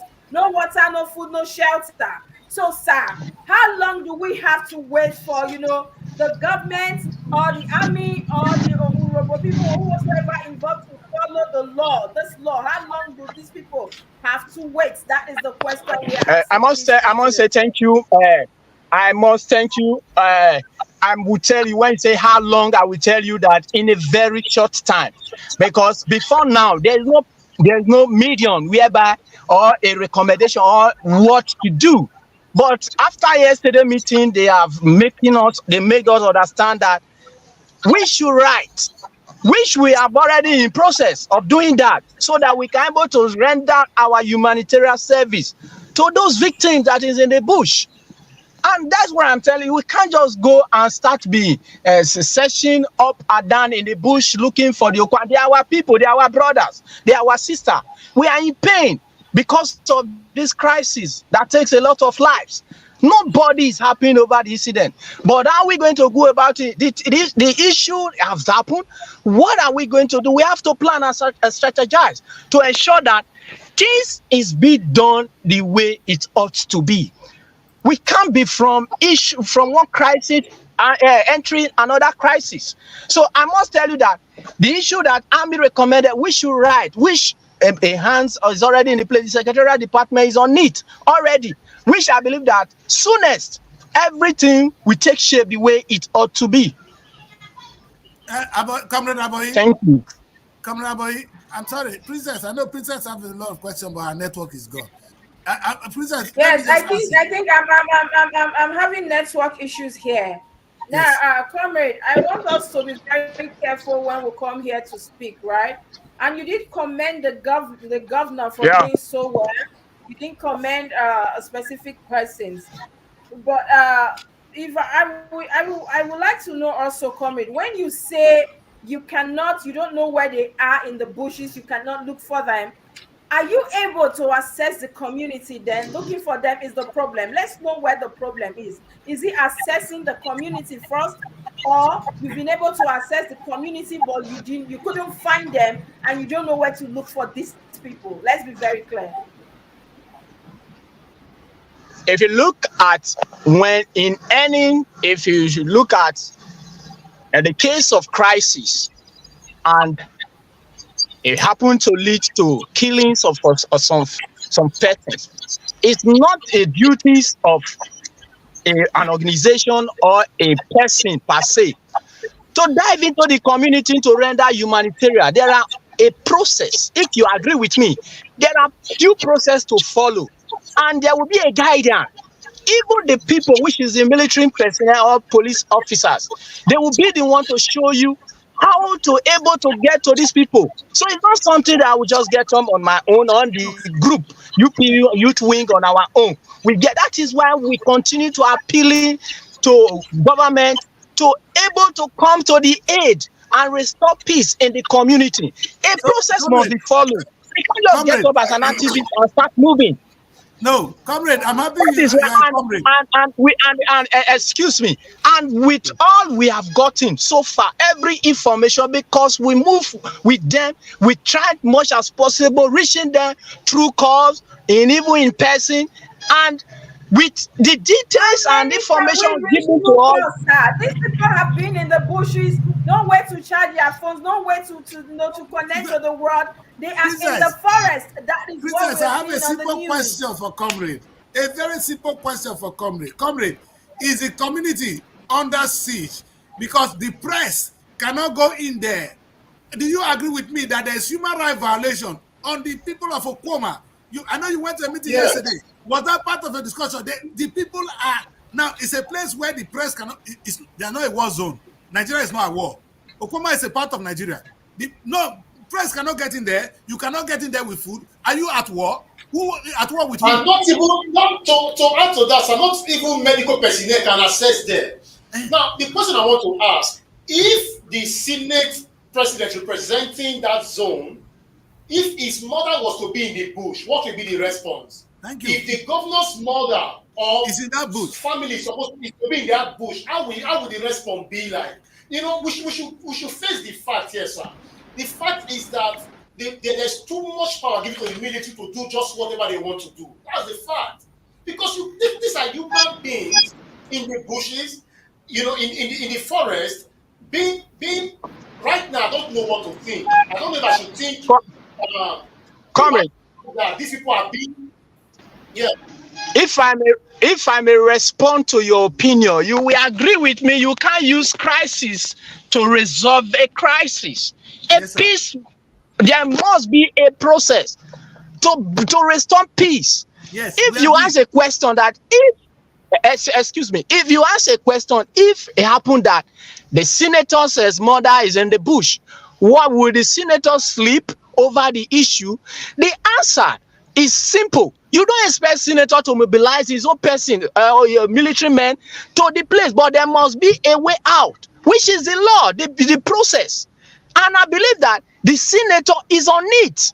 The governor is on it. Even not only the governor and the senator, even stakeholders in Urobo, leaders in Urobo. It's not everything that will come to media and start discussing. They are on it to ensure that, excuse me. Hello. Please, can you excuse me? Leaders in Urobos, they are on it. They are not sleeping. It's not everything that they will bring to the media whereby you will assess. But we meet with them as a body and they able, and with what they have told us so far, there is improvement. And I believe that following that, we don't need to, if you remember what happened in OD in 1999, whereby the whole village was wiped out. And if a situation whereby the law is not followed, we believe that you will agree with me that the crisis could have been worse than that. So if you see something that is coming, there is a way you tackle it. Okay, fine. The governor immediately, are you aware that immediately when this incident happened, the governor visited the president? He visited the president. He visited NSA. Wait, I have to cut you now. The governor never visited the president immediately. It took a week. It was not immediately. It's not true. It's not true. I will argue with you there. It's not true. The governor visited the president immediately. Even when it's not everything that will be put on media. You get it. So what I will advise when issue of this nature happen is good. You call people that some stakeholders and find out more. What have you people done? And you believe that we have you, and I'm sorry. Remember, you are on air. Yes. Remember, we are on air. You get it. You are on air, and I believe that everybody are listening. Comrade. So, but what I will assure you, what I will assure you, what I will assure you, all hands are on desk, and as soon as peace will be restored. Comrade, if you see where I started from, I use one word: time is of the essence. I am pissed off today because one, I saw your kings made a very stupid statement. One, and two, as of today, what we see hearing from you is my king. Hello, excuse me. Which king that made who made a stupid statement? Please remind him of that one before I continue. Sorry. Which king? Who? Hello, sir. I don't know whether you're aware of the press statement from the traditional rulers, the Council of Traditional Rulers. Who? The traditional rulers. If there's a press conference, there must be someone. There must be someone who spearhead the press conference. So, but excuse me, comrade, but I must come in. Is using a stupid statement on a traditional ruler is something that I will not take from you. Okay. I must tell you, I believe that there should be an apology for that. He has a reason of making such statement, but it shouldn't be that you use that word stupid. It's something that I will not take from you. Every elders, every traditional ruler deserve a respect in any way. And if you see, let me say this: when nobody is above the law, no traditional ruler is above ethics. When traditional ruler go against why they are put in there, then at that moment they are subject to ridicule. And when I use the word stupid, go and look at the press conference first. When you see that it's wrong and what I've done is wrong, I'll come and apologize. But you go and look at the statement they release, and if you are in line with that statement, we'll come to that. But later, I may probably apologize on a later day.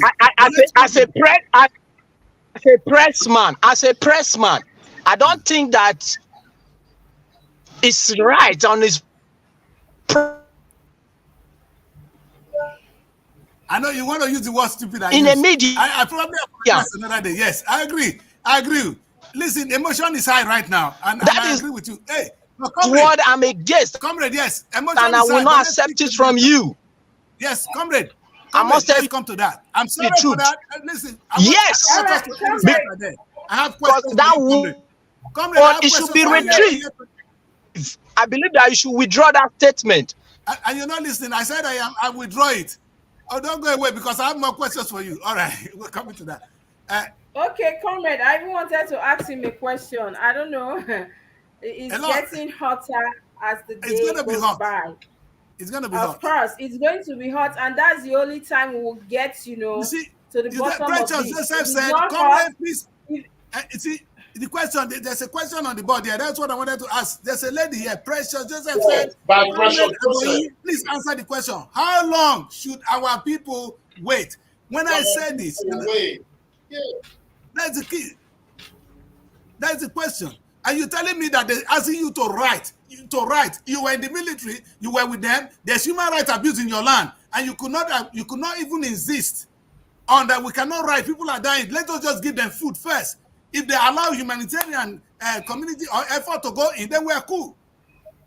You can take your time for investigation, but anytime there's a crisis and people are denied of that basic thing, then there's an issue. We hope to have Comrade back.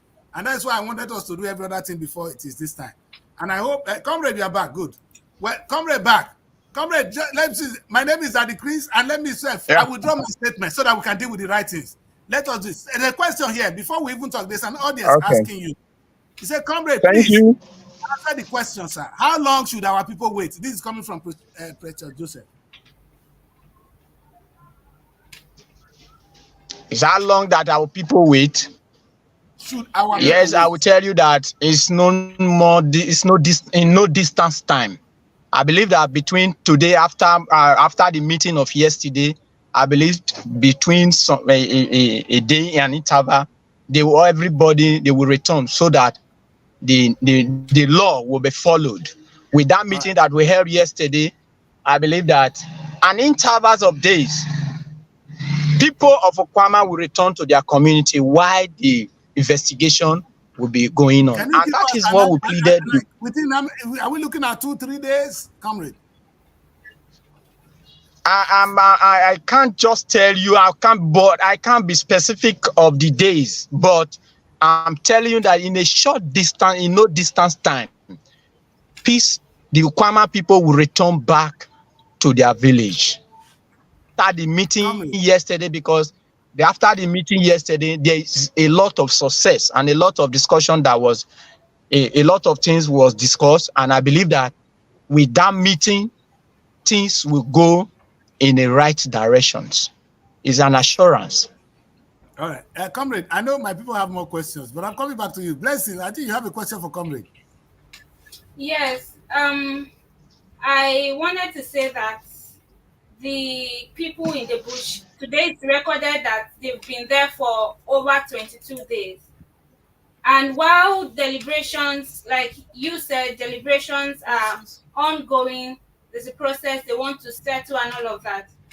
I would say that for me, the best thing to do is to get these people to a safe shelter where they can stay while these deliberations are going on. We've heard that they've gone through snake bites, the rains are falling, they are feeding on just nuts. There's no water for them to drink. These are women and children. So for me, while deliberations are on, is it not right that they should be moved to a safe space where they will stay? What if they finish dying? Then who will the whole peace thing be for? Thank you. And also, in addition to what Blessing is saying, this safe shelter can even be inside that bush. It can actually be there. Network is bad. Something. Let's see that something is happening. As your Precious, can you hear me? Let's know that something is happening. Hello, can you hear us? Yeah, we can hear you. We can hear you. Okay. Comrade Abayi, can you hear us? Comrade, can you hear us? Did you hear the question? Hello, comrade.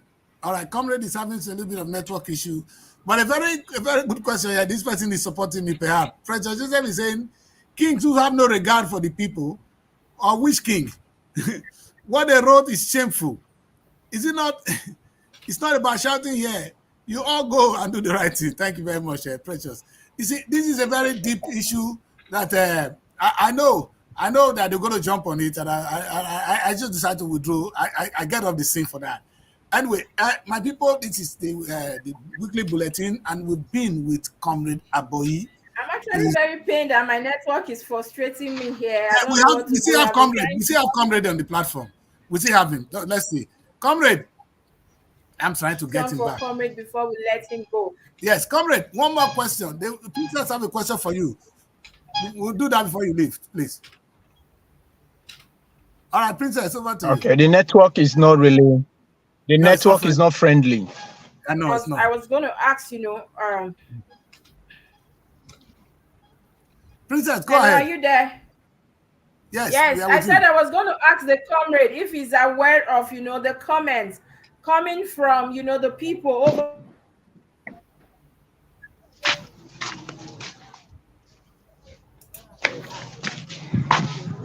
Because he's sounding as if he's the only one or have the context of that release. A lot of people, we have people on this show, we have people all over social media, all the robo platform, condemning that statement, of course, describing this release as shameful. And so I'm disgraceful as well. So I'm quite surprised that. Hello, please excuse me. Hello, which statement are you talking about? You said? I'm telling you that. Can you hear me now, comrade? Yes, I can hear you very clear now. I said the statement from the traditional rulers, right, is what that every person we've brought on this show, people all over social media, all the robo platforms have described as disgraceful and shameful. Are you aware? Let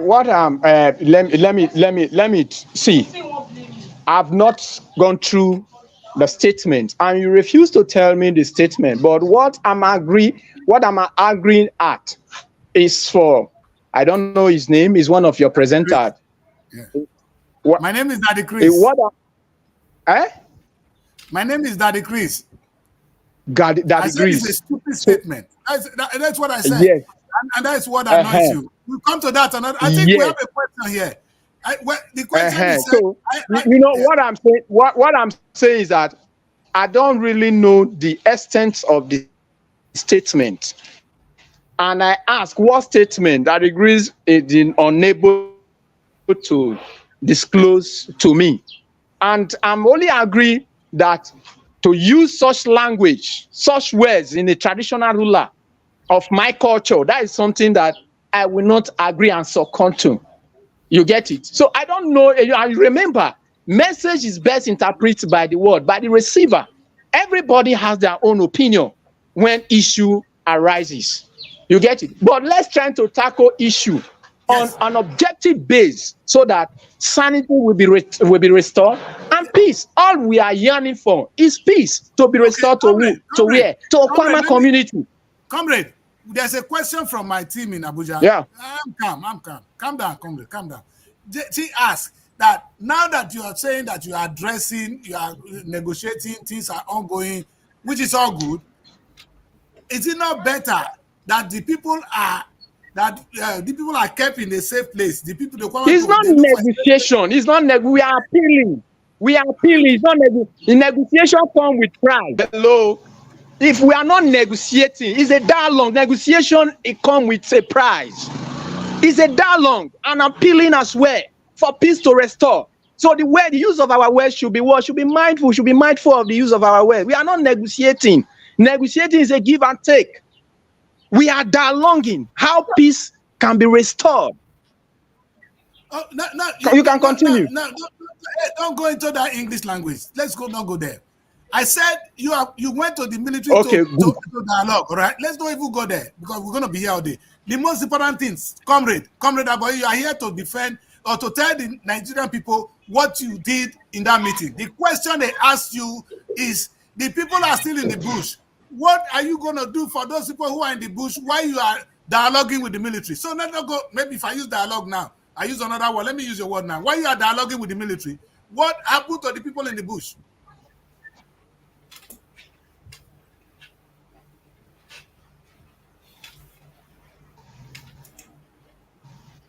What happened to the people in the bush? I believe that if there is a fire, in a house, some property will be damaged in the process. But will you just fold your hands and allow the whole property to be damaged? The process is to start from somewhere. You get it? We know that people are suffering in the bush. People who flee from the community. I'm not arguing with you on that basis, but there must be a process to follow so that at the end of the day, peace will be what? Will be restored. If you agree with me, there are people. Excuse me, sir. So while peace, we are looking at peace will be restored. Yes, we agree. We are saying that these people, rain is beating them. There is no food, there is no water. They are eating nuts. Snakes are biting them. So you're saying that even if they finish dying in the bush and peace is restored, then who returns to the community? What we are saying is, sorry to ask you this. No, you're not here to ask us questions. Answer that question, sir. Please answer the question. No. In a process of conversation, and you kind of objecting or not believing what I'm saying, my own view about it. A question can ask a presenter, if I should ask, what is your suggestion? Fighting the military men? Can you hear me? I am saying that while I can hear you very clear. While these conversations are going on, there are people who are homeless. And while the military's lives are important, the civilians' lives are also important. Why can't the government or those dialoguing, as you put it, take these people to a safe space? It could be a camp where they can feed, where there will be medical attention. At least let them have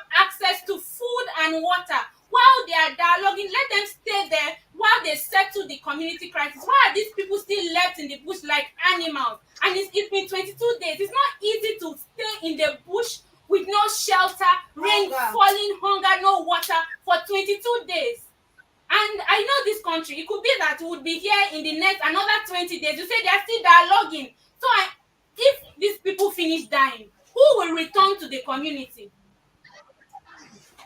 Comrade. Comrade, you didn't hear that? You know, I don't know. I must tell you that what you are saying is actually sympathetic if it happened to go in that direction. Like what? Hello?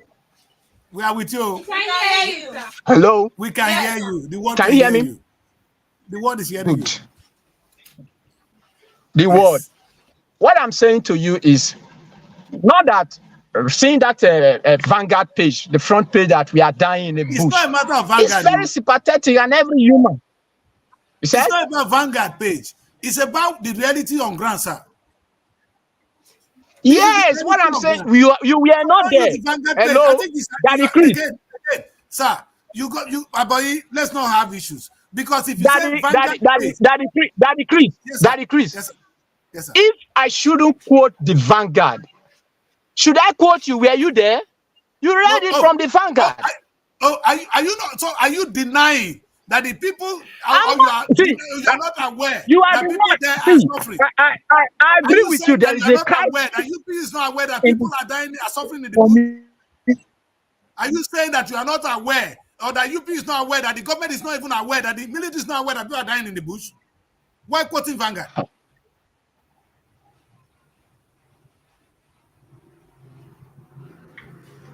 I don't think Comrade Abayi want to come on our show again. But Comrade, this is a very simple issue. Listen, we are not. This is no joke.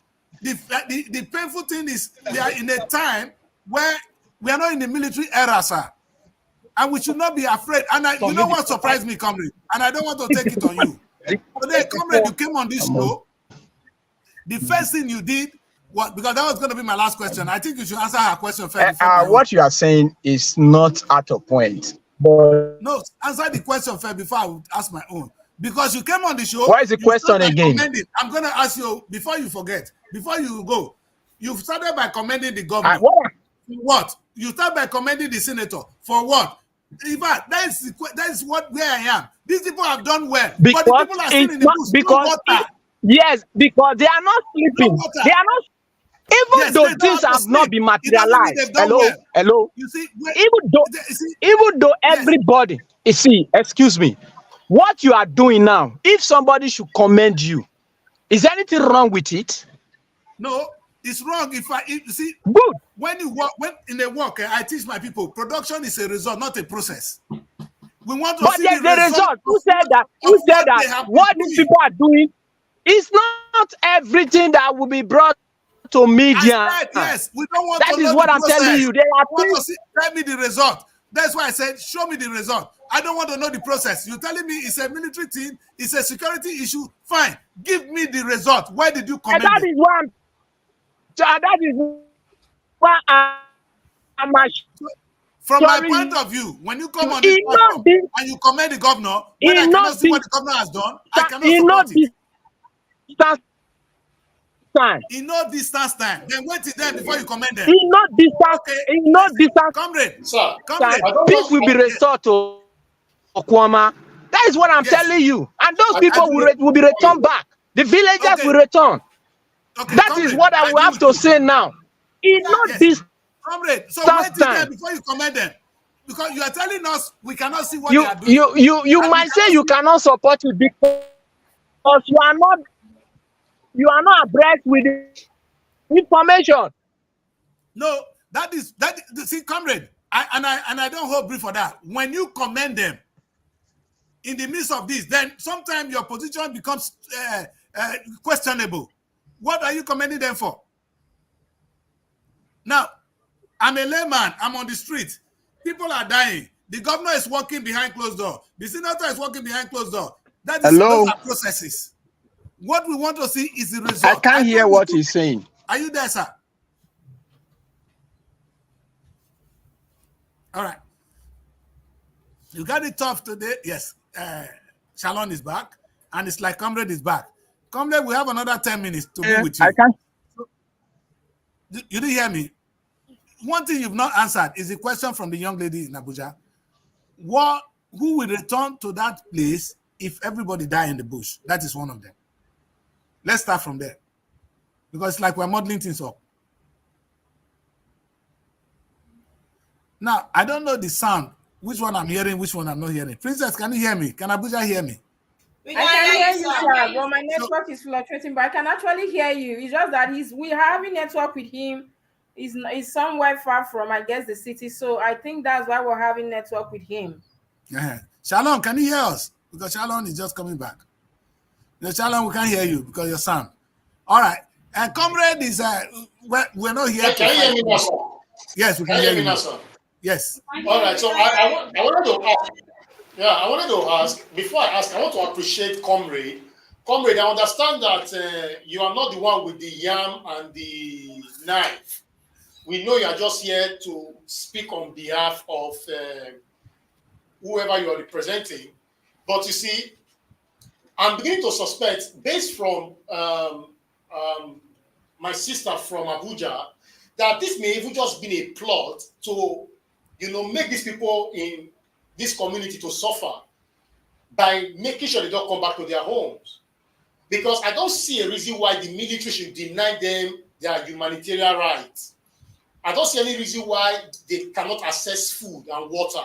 It's something that I believe we should make noise about and see what these people are going through.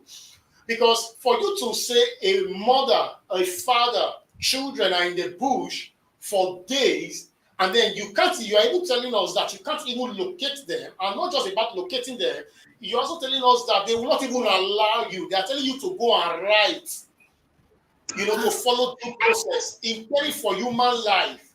That should not even, it's disheartening. It's very sad. So I want to say, could this be a plot? I know, Comrade, you are careful because, and I want to, like I said before, I want to appreciate the fact that you are here to talk to us. But you see, could this be a plot? Because for you to say people can't access food and they're not allowed to take medical care, food, and whatever they need, as human beings, could this be a plot from the military angle, from military hand, to just see these people suffer?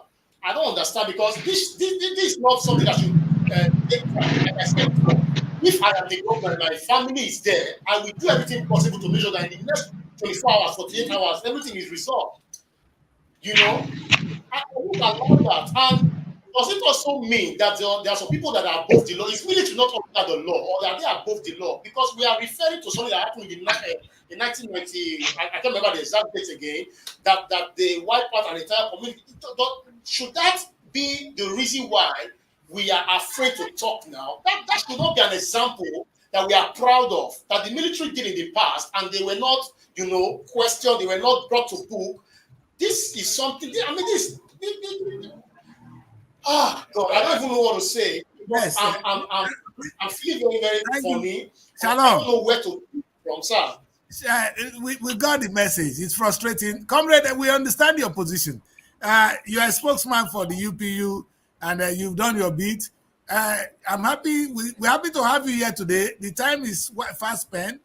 If you have anything to tell us that we should expect from your mission to the Delta State government and that of the military, please tell us what we should practically expect in the next 2 days that is going to happen to Okoma people and the Okoma community.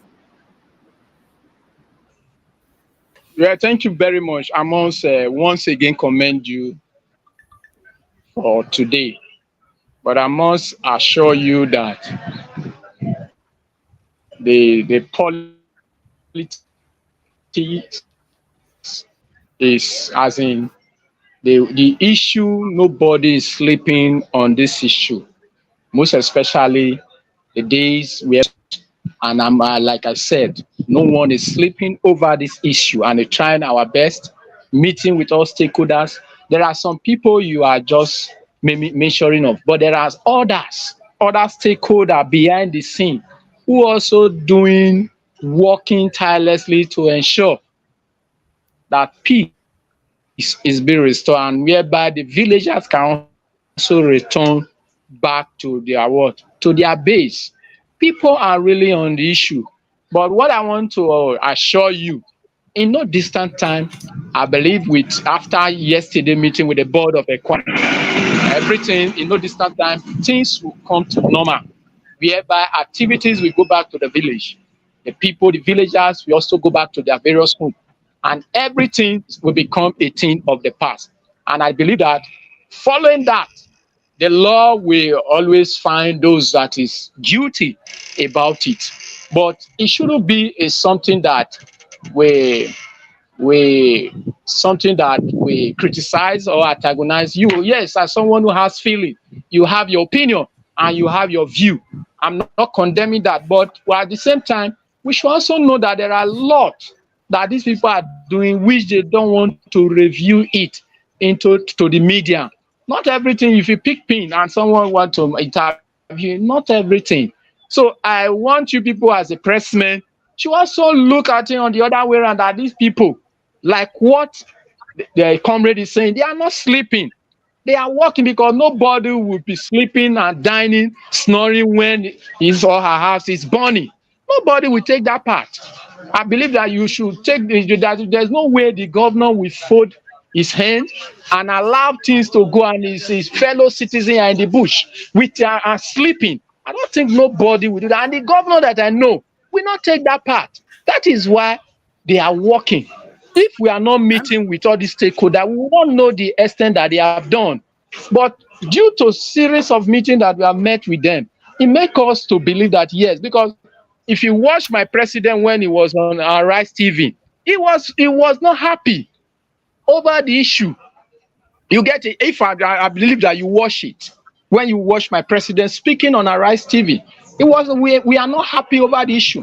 But after meeting with several stakeholders based on this issue, we know they are really doing at their best, and nobody wants to take laws into his or her hands, and the due process should be followed. The offender should be brought to what? Thank you. Thank you, comrade. Comrade, the only message I want you to take back to those people who are working very hard. I'm happy you presented their case very well. We know they are working very hard, and we thank them for what they're doing. We recommend them, we commend them for what they're doing. But one message for them: anything you do, we are not interested in the process. We want to see the result. As far as we are concerned, Okoma people are still in the bush. Snake is still biting them. Women are the home. In fact, they are homeless. Rain on top of them on a daily basis. People are dying daily. As long as that is in place, and the place is still under siege, and the governor is relaxed, and you are relaxed, from what we see, because we don't know what you are doing behind. No, the governor is not relaxing. Even me, I'm not relaxing. If I'm relaxing, I will not come on air. Comrade, listen now. Yes. Comrade, listen. So even the governor is not relaxing. Okay. No one is relaxing. Let's remove relaxing. Comrade, the process and the result. Let's take those two and go home. The processes and the result. There's a process and there's a result. The process is what you are doing inside. We don't want to know. The result is disheartening. The result is unacceptable. Comrade, when you come and defend the work of the governor, you have to be very careful, because you are not, if you want to be the spokesman of the governor, then that will be another interview, because I'll be asking you difficult questions. That's why I said, let us talk about the processes and the result. We don't want to know the process today. The result is what we can see, unless you are saying that the Okoma people are not in trouble. So in the conclusion, I would say, please tell them that the result is disheartening. The processes may be great, but the result we're seeing is unacceptable. Do you agree with me, comrade, that the result is unacceptable? I will not agree with you, because I know that the result you'll be happy with the result. No, but today, as it is now, it's unacceptable. Do you agree? I'm not talking of tomorrow. I can't agree with you that it's unacceptable.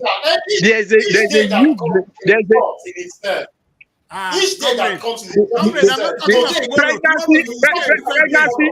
pregnancy of a child, Eh, pregnancy of a child is a eh. process. Yes, It agree. takes it takes how many months? So you can't tell me Exactly. that if the 9 months, it's only the 9 months you give kudos to. The No, kudos it's must be given until the baby from is the born. conception. Anyway, Until the as baby it is born, stands something has to now, be in the stomach. we've spent The, already the, two the, the, hours the here, kudos comrade. must be given from But the definitely, conception, you are the not in the nine spokesperson. months. Comrade, can you hear me? Yeah, I can hear you.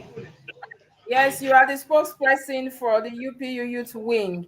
And of course, that means that we'll be bringing you here time to time to, of course, update us on the happenings, the events, especially as regarding the Okoma people and whatever it is you people are doing to make sure that justice is served, but most importantly, that these people, these vulnerable women, mothers, aged, people that are ill, disabled, children get home safely. It's a good time to allow our comrade to go. We can't keeping waiting. The time is far gone. We've been on the show with Comrade Aboy Lawson Esosakpo. He is the spokesperson, UPU Youth Wing. Thank you so much, Comrade, for being on the show today. We appreciate your time and all you do as well. Thank you, comrade. Anyway, comrade is not very happy. It's been one, the heat is so much. But I like know. the saying that goes that when the heat is too much, you leave the kitchen, and that is what we're trying to do. Let everybody calm down for some days, and we'll get to this again. Of course, I know it wasn't going to be easy because they have been trying to, I have been speaking with a lot of them behind the cameras, and they say so much, but when you tell them come in front of camera, they shy away. And we all know the reason for this. People practice, laws, or their imposition for one reason or the other. I don't know why everybody's some of them are holding on to the Oborewo. We all know that he has been, like somebody said earlier, that he has been very slow in response and all that. So anyway, we leave that for another day. We hope that their meeting yesterday, and they said they've written to Port Harcourt headquarters. We hope that there will be a quick response as well for these people actually to come out from that forest. That would be a good thing, and that will also make us happy. And that would be a good place as well to wrap up the show. We've been here for 2 hours now, even though there are a lot of news I wanted us to speak on and from the papers, but you can see that time has really gone far. And so maybe we'll leave it for another time. Thank you, Abuja, London, and of course, Edo, for being on the show today. Thank you so much. It has been an amazing week as well. Of course, like we say, oh, one best Saturday. I know a lot of you will be going out, have one activities or other, but as you go out there, be security conscious, stay safe, give a helping hand to others as well. And of course, those that are driving, drive carefully and obey the traffic laws. Know also that your life matters and the lives of others as well matters. While you are out there as well, do well to follow us on our social media handles. Follow us on X, Facebook, Instagram, and YouTube. Hit on the notification bell, subscribe to our page, and leave us with your comments. We'd love to hear from you. And remember always that peace is priceless. So let's give peace a chance. But most importantly, let our leaders, UPU, I'm calling on UPU right now because I don't know if I can't speak on behalf of Oberori or the governor or political leaders, the elites of this state. So I'm going to appeal to the UPU. There's a saying in my language that this is my own and this is our own is not actually the same thing. Is a two different thing. And so please, Eurobos, I know this is difficult for everybody. I know you people don't have the power to go in there to bring out these people, to give them food. But I'm appealing to the Euro elites. Anything you have to do, any button you must press, whatever you must do. These are human beings. They are not animals. They have been living in the bushes and the forest for over 22 days. Please, I'm begging that Yoruba elites do something about it. And of course, we appreciate the UPU Youth Wing. We see that they are working. We can hear, we can see them. Unlike the other ones, I'm a youth. Of course, I'm so proud of the youth UPU Youth Wing. And so we urge you that you do more as we expect the return of our people. Do have yourself a very beautiful Saturday. We see you again on Monday. Ooh la la! The second edition of the Nigerian Week London 2024 is here. It's another blend of arts and culture, entertainment, business and networking activities. A week-long extravaganza showcasing the best of Nigerian music, dance, craft, fashion and businesses. Taking place at the prestigious Lighthouse Theatre, 262-274 Camberwell Road, London, SE5 OAY. Date 22nd to 28 July 2024. Tickets are available at eventbrite.com. For partnership and sponsorship, please visit superiorradioandtelevision.com or call +4407 459 513 619 or +4420 3623 8755. Email info@superiorradioandtelevision.com or visit our website www.superiorradioandtelevision.com/Nigerian Week 2024. Come and experience a nation's culture that resides in the heart and in the soul of its people. Are you tired of endless search for the perfect property? Look no further. Let SRTV Real Estate be your trusted partner in the journey to finding your dream home. We can offer you a dream home in a serene environment and beautiful ambience, surrounded with modern nature. That's definitely what you crave for. Well, you asked for it, and here we have it. Why not live the best of your dreams by making do with time, space, and value? The smartest form of real estate investment is that which is done at the initial public offer. Join the long list of satisfied clients who have chosen SRTV Real Estate for all their property needs. We pride ourselves in turning your dreams into homes. Act today. Secure your slice of a palace, even on a flexible payment plan, and embark on a journey towards a brighter tomorrow. Your dream is valid, living in a place of fabulous wealth and great opportunities. Don't compromise the standards of living. Explore the world of vast opportunities by investing in SRTV Real Estate today. Superb location, habitable, accessible, attractive, and a secret to every smart investor. For your real estate, SRTV is trusted and reliable. Contact us today with the number on the screen or email us at realestate@superiorradioandtelevision.com.